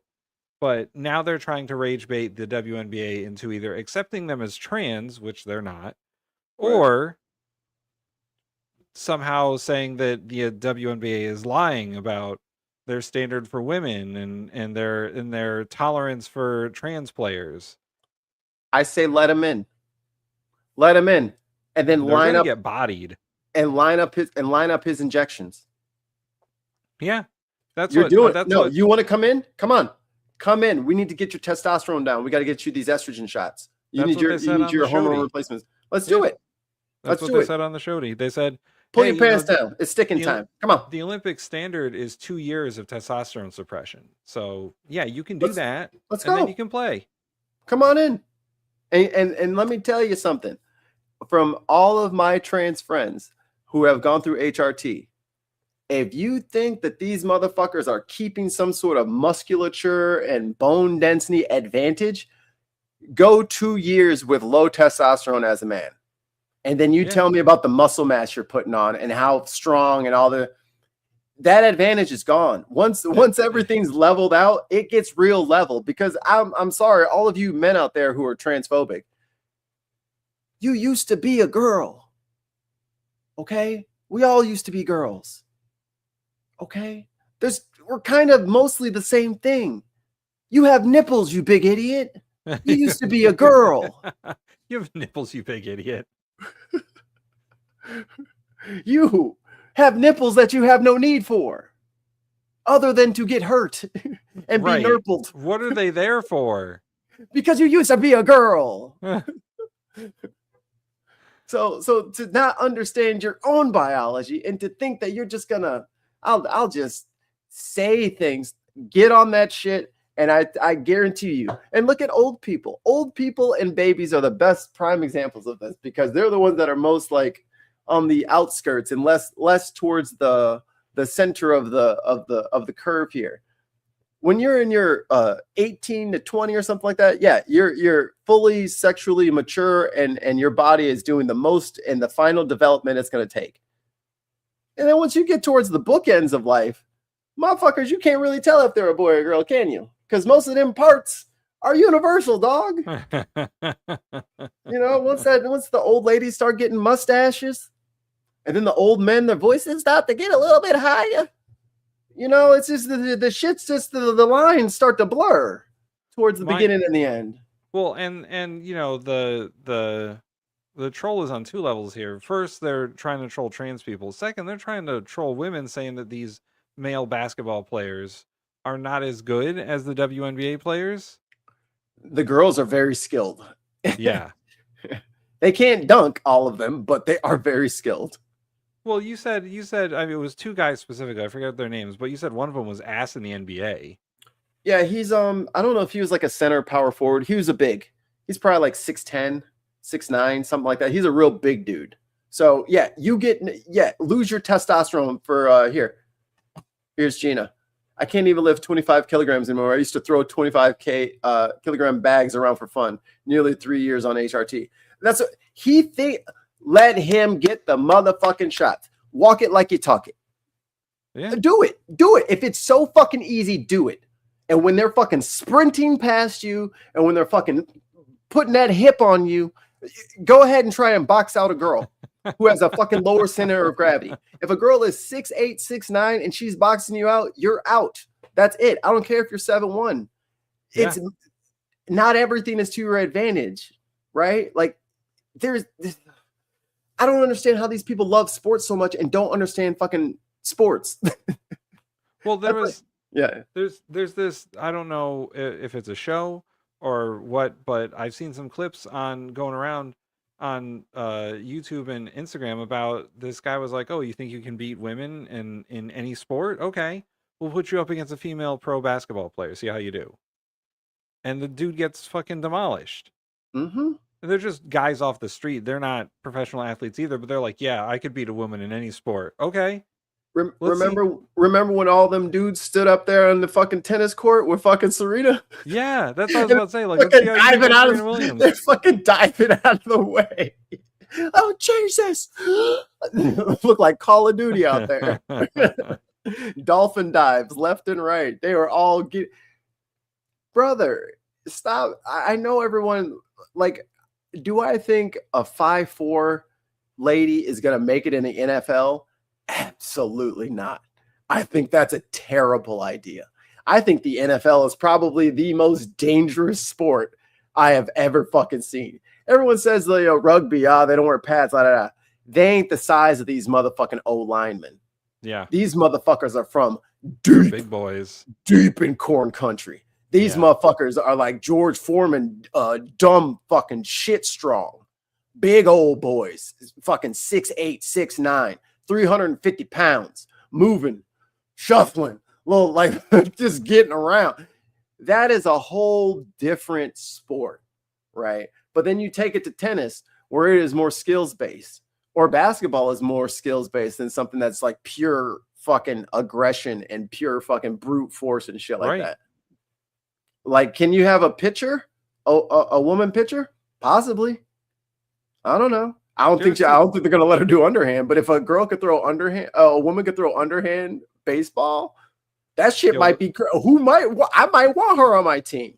Yo, bring out pitches. Bring out crazy slow. Bring out the demon. You know what I'm saying? And then she just fucking trots out there at 5'6", and the ball's coming from a totally separate direction. Having women in men's sports, I think is beneficial. But trying to dress up these scrubby ass men's players in women's sport, come on, man. I say let them do it. Yeah. Let Brittany Griner have his ass in the fucking paint for fucking 30 minutes. I would love to see it. Let Angel Reese get them hips on him. Fucking hitting him right in the top of the thigh, fucking making you fucking bend over every time you fucking go ahead. Go ahead. Yeah. Smart ass. But they gotta take the testosterone. The suppression. They got an HRT for 2 years. Do it. That's the Olympic standard. Fine, let them play after that. See how they do. Not gonna go down like you think, homie. And then what? Right? So then after if he goes in and loses, then what? Are they gonna concede the fucking argument? No. No, they're just gonna Of be course like, not. oh, I can't do it because obviously you can't do it. If all the people asking for this, when proved wrong, agree to get in one of Elon's rockets, let's go. Yeah. Put your skin in the game. Honestly, I just want to see him do it and then get fucking bodied on the court. Oh, and the whole season you can't leave. Right. You got to play the whole season on the team. The whole season. So if y'all go if y'all go 2-80, it's gonna be fucking televised. Every fucking game of you getting 40 balled by a fucking woman. I want to see it. I bet you like 2 or 3 games in, they're fucking riding the bench. Yeah, they won't even start him, or he'll fake it. He'll fake an injury. Oh, he'll do one of those. My knees got that swelling.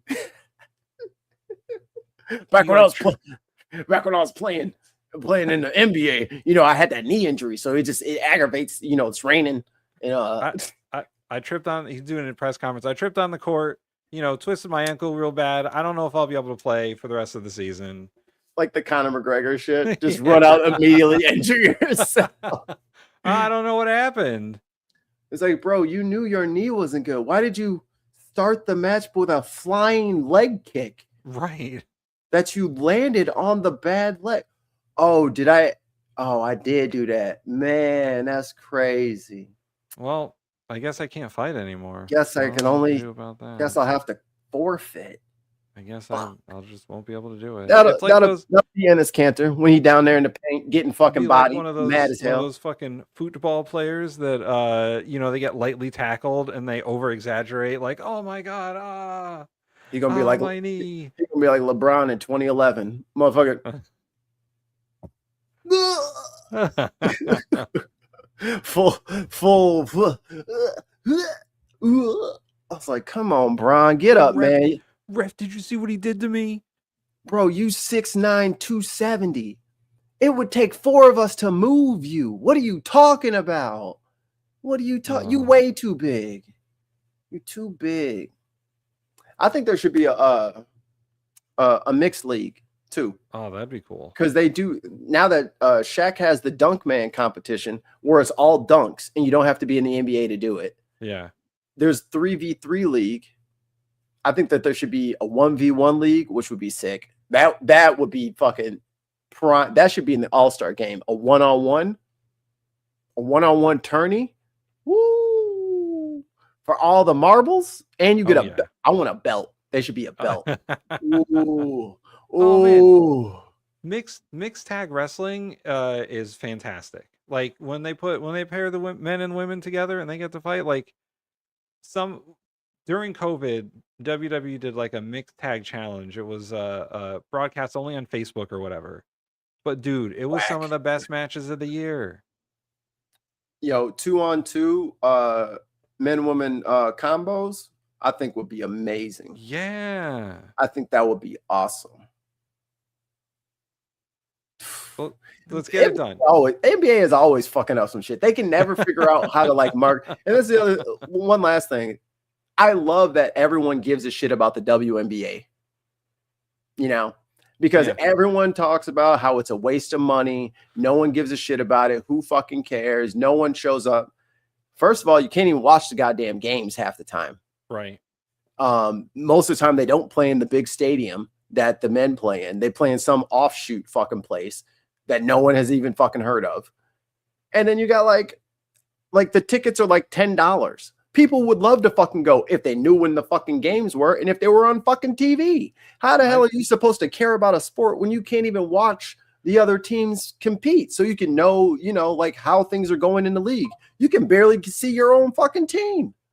We have in Connecticut, WNBA team is the only professional sports team we have left. We have the at the Mohegan Sun Casino, I think they're just called the Sun. And like, the tickets are cheap, but it's a fun time. Like WNBA games are fun. I've been to a few. But it's not a real sport because they don't dunk. Hey, newsflash, most of you motherfuckers watching the sport can't dunk. Yeah, you're not fucking 7'1" juggernauts running down the court. No, they're 5'8" with a fucking 45-inch vertical, Tim. Of course. They're shorter than most of the women in the WNBA with a smaller vertical, but they're complaining about the unathleticism of WNBA. Right. Well, if you actually cared about basketball as a sport, you would see that they're way better coached than the men. There's way more actual basketball going on the court, because if you can't just, use your freakish abilities to just like leap past everybody, you're going to have to actually, play the game. Well, even in women's college basketball, the UConn Huskies, like the men's team have been great for a long time, but now the women's team are straight up better than the men's team. The WNBA should open as short kings. They like lean feminine on spectrum. Right? Yeah, they'll be fine. They'll need a bruiser down in the paint. But that's what, like, these girls are huge. Like, they're not, they're like, I'm 6 foot. Tim's 6 foot, 6'1". What are you? Right. They're taller than us. They're way bigger. We would be small guys out there getting body bag. And then, like, maybe their point guard is short. But what's her face? Candace Parker. She went to school in Naperville and then played for Chicago. She was dunking in high school. Right. She was like 6'5" in high school, dunking on cats. I don't know who y'all think y'all are beating, but it's crazy. Well, anyway, underestimate women at your own peril. Yeah, I mean, we're just gonna be locked up in cages, guys. We just are. I'm not. Mikey's gonna get a luxury cage. I got a press pass. You got a press. That's our ticket, Tim. Yes, we are pressed for the male race. How long are you gonna keep us in cages? The men are asking, how long will the cages continue? The men are asking, do we get better beds? Cots or straw? We're probably getting straw. I put that hay in there yesterday. Oh, wood chips. Oh, that's an interesting one. We didn't come up with that one, guys. Wood chips. Can we please have recycled tires? We like to throw them at each other. It makes the time pass. All right. I have to go. Yeah, me too. But we'll see y'all tomorrow for the food show, the dinner table. Yes, quite right. But hey, if you're out in those states, go vote. That was Connecticut, Vermont, Wisconsin, and Minnesota. Yeah. Mark, go vote, goddammit. Yeah, Mark better be fucking voting right now. You better be voting right now. The back of me hand. Vote or violence. The Ben Podcast way. Vote or violence. The choice is yours. And also vote by liking and subscribing. Vote for us. Vote for us as vote the best. For us. The best show on this channel. Ever. Yeah, you know what? We need to get some inter-show competitions going. Yeah. I think as far as ratings go, I think the Headliners is the #1 show on the network. Just putting that out there. We're just putting that out there. We are the flagship, if you will. We're probably. Oh yeah, we got to talk to him. We got to talk turkey this week. Turkey. Okay. Yeah. I like turkey. Because somebody wants Wednesday nights. Okay. A certain. I wouldn't say a Swede, but maybe a Dutchman. Lumpy pillows kiss my ass. Put that in your book. We sure do. Certain Dutchman. We sure do. Is Ollie here? No. Yes, we do.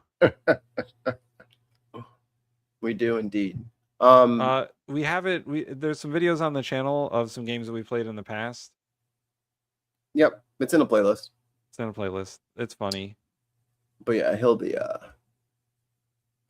so that might be coming back. He keeps prairie dogging me here, you know. It's like, dude, are you jumping in and you getting in the pool or not? You know what I mean? Be like, Dutch, just do it or don't. Do it or don't do it. Dutch, just get on the fucking channel. Hey, do it. Ooh, oh, sorry. Send us an email. Yeah. Where is it? Where's the email? Headliners? It's thebinpodcast@gmail.com. I thought we had a thingy for it though. We do. Oh, there it is. There you go. Yeah. Send your inquiry so we can discuss. Do we have a Discord? We do. Okay. I don't know what the Discord I'll put it in the email. Just send me the thing so I can relay all this. Oh yeah, I gotta check the Discord because I got secret plans that I'm trying to do nice things for people who are nice to us. Okay. We like to be nice to people who are nice to us. Well, we'll see y'all later. If they be nice to us, we be nice to them. Apparently, they don't do emails. Oh. Well, we'll be around. Yeah. Because I don't have the Discord thing on all that stuff with me. I have no idea what it is, so it's somewhere. Anyway, we're gonna go now. Thanks for listening. Like and subscribe to the channel, and we will see you tomorrow. And don't forget to drink your me.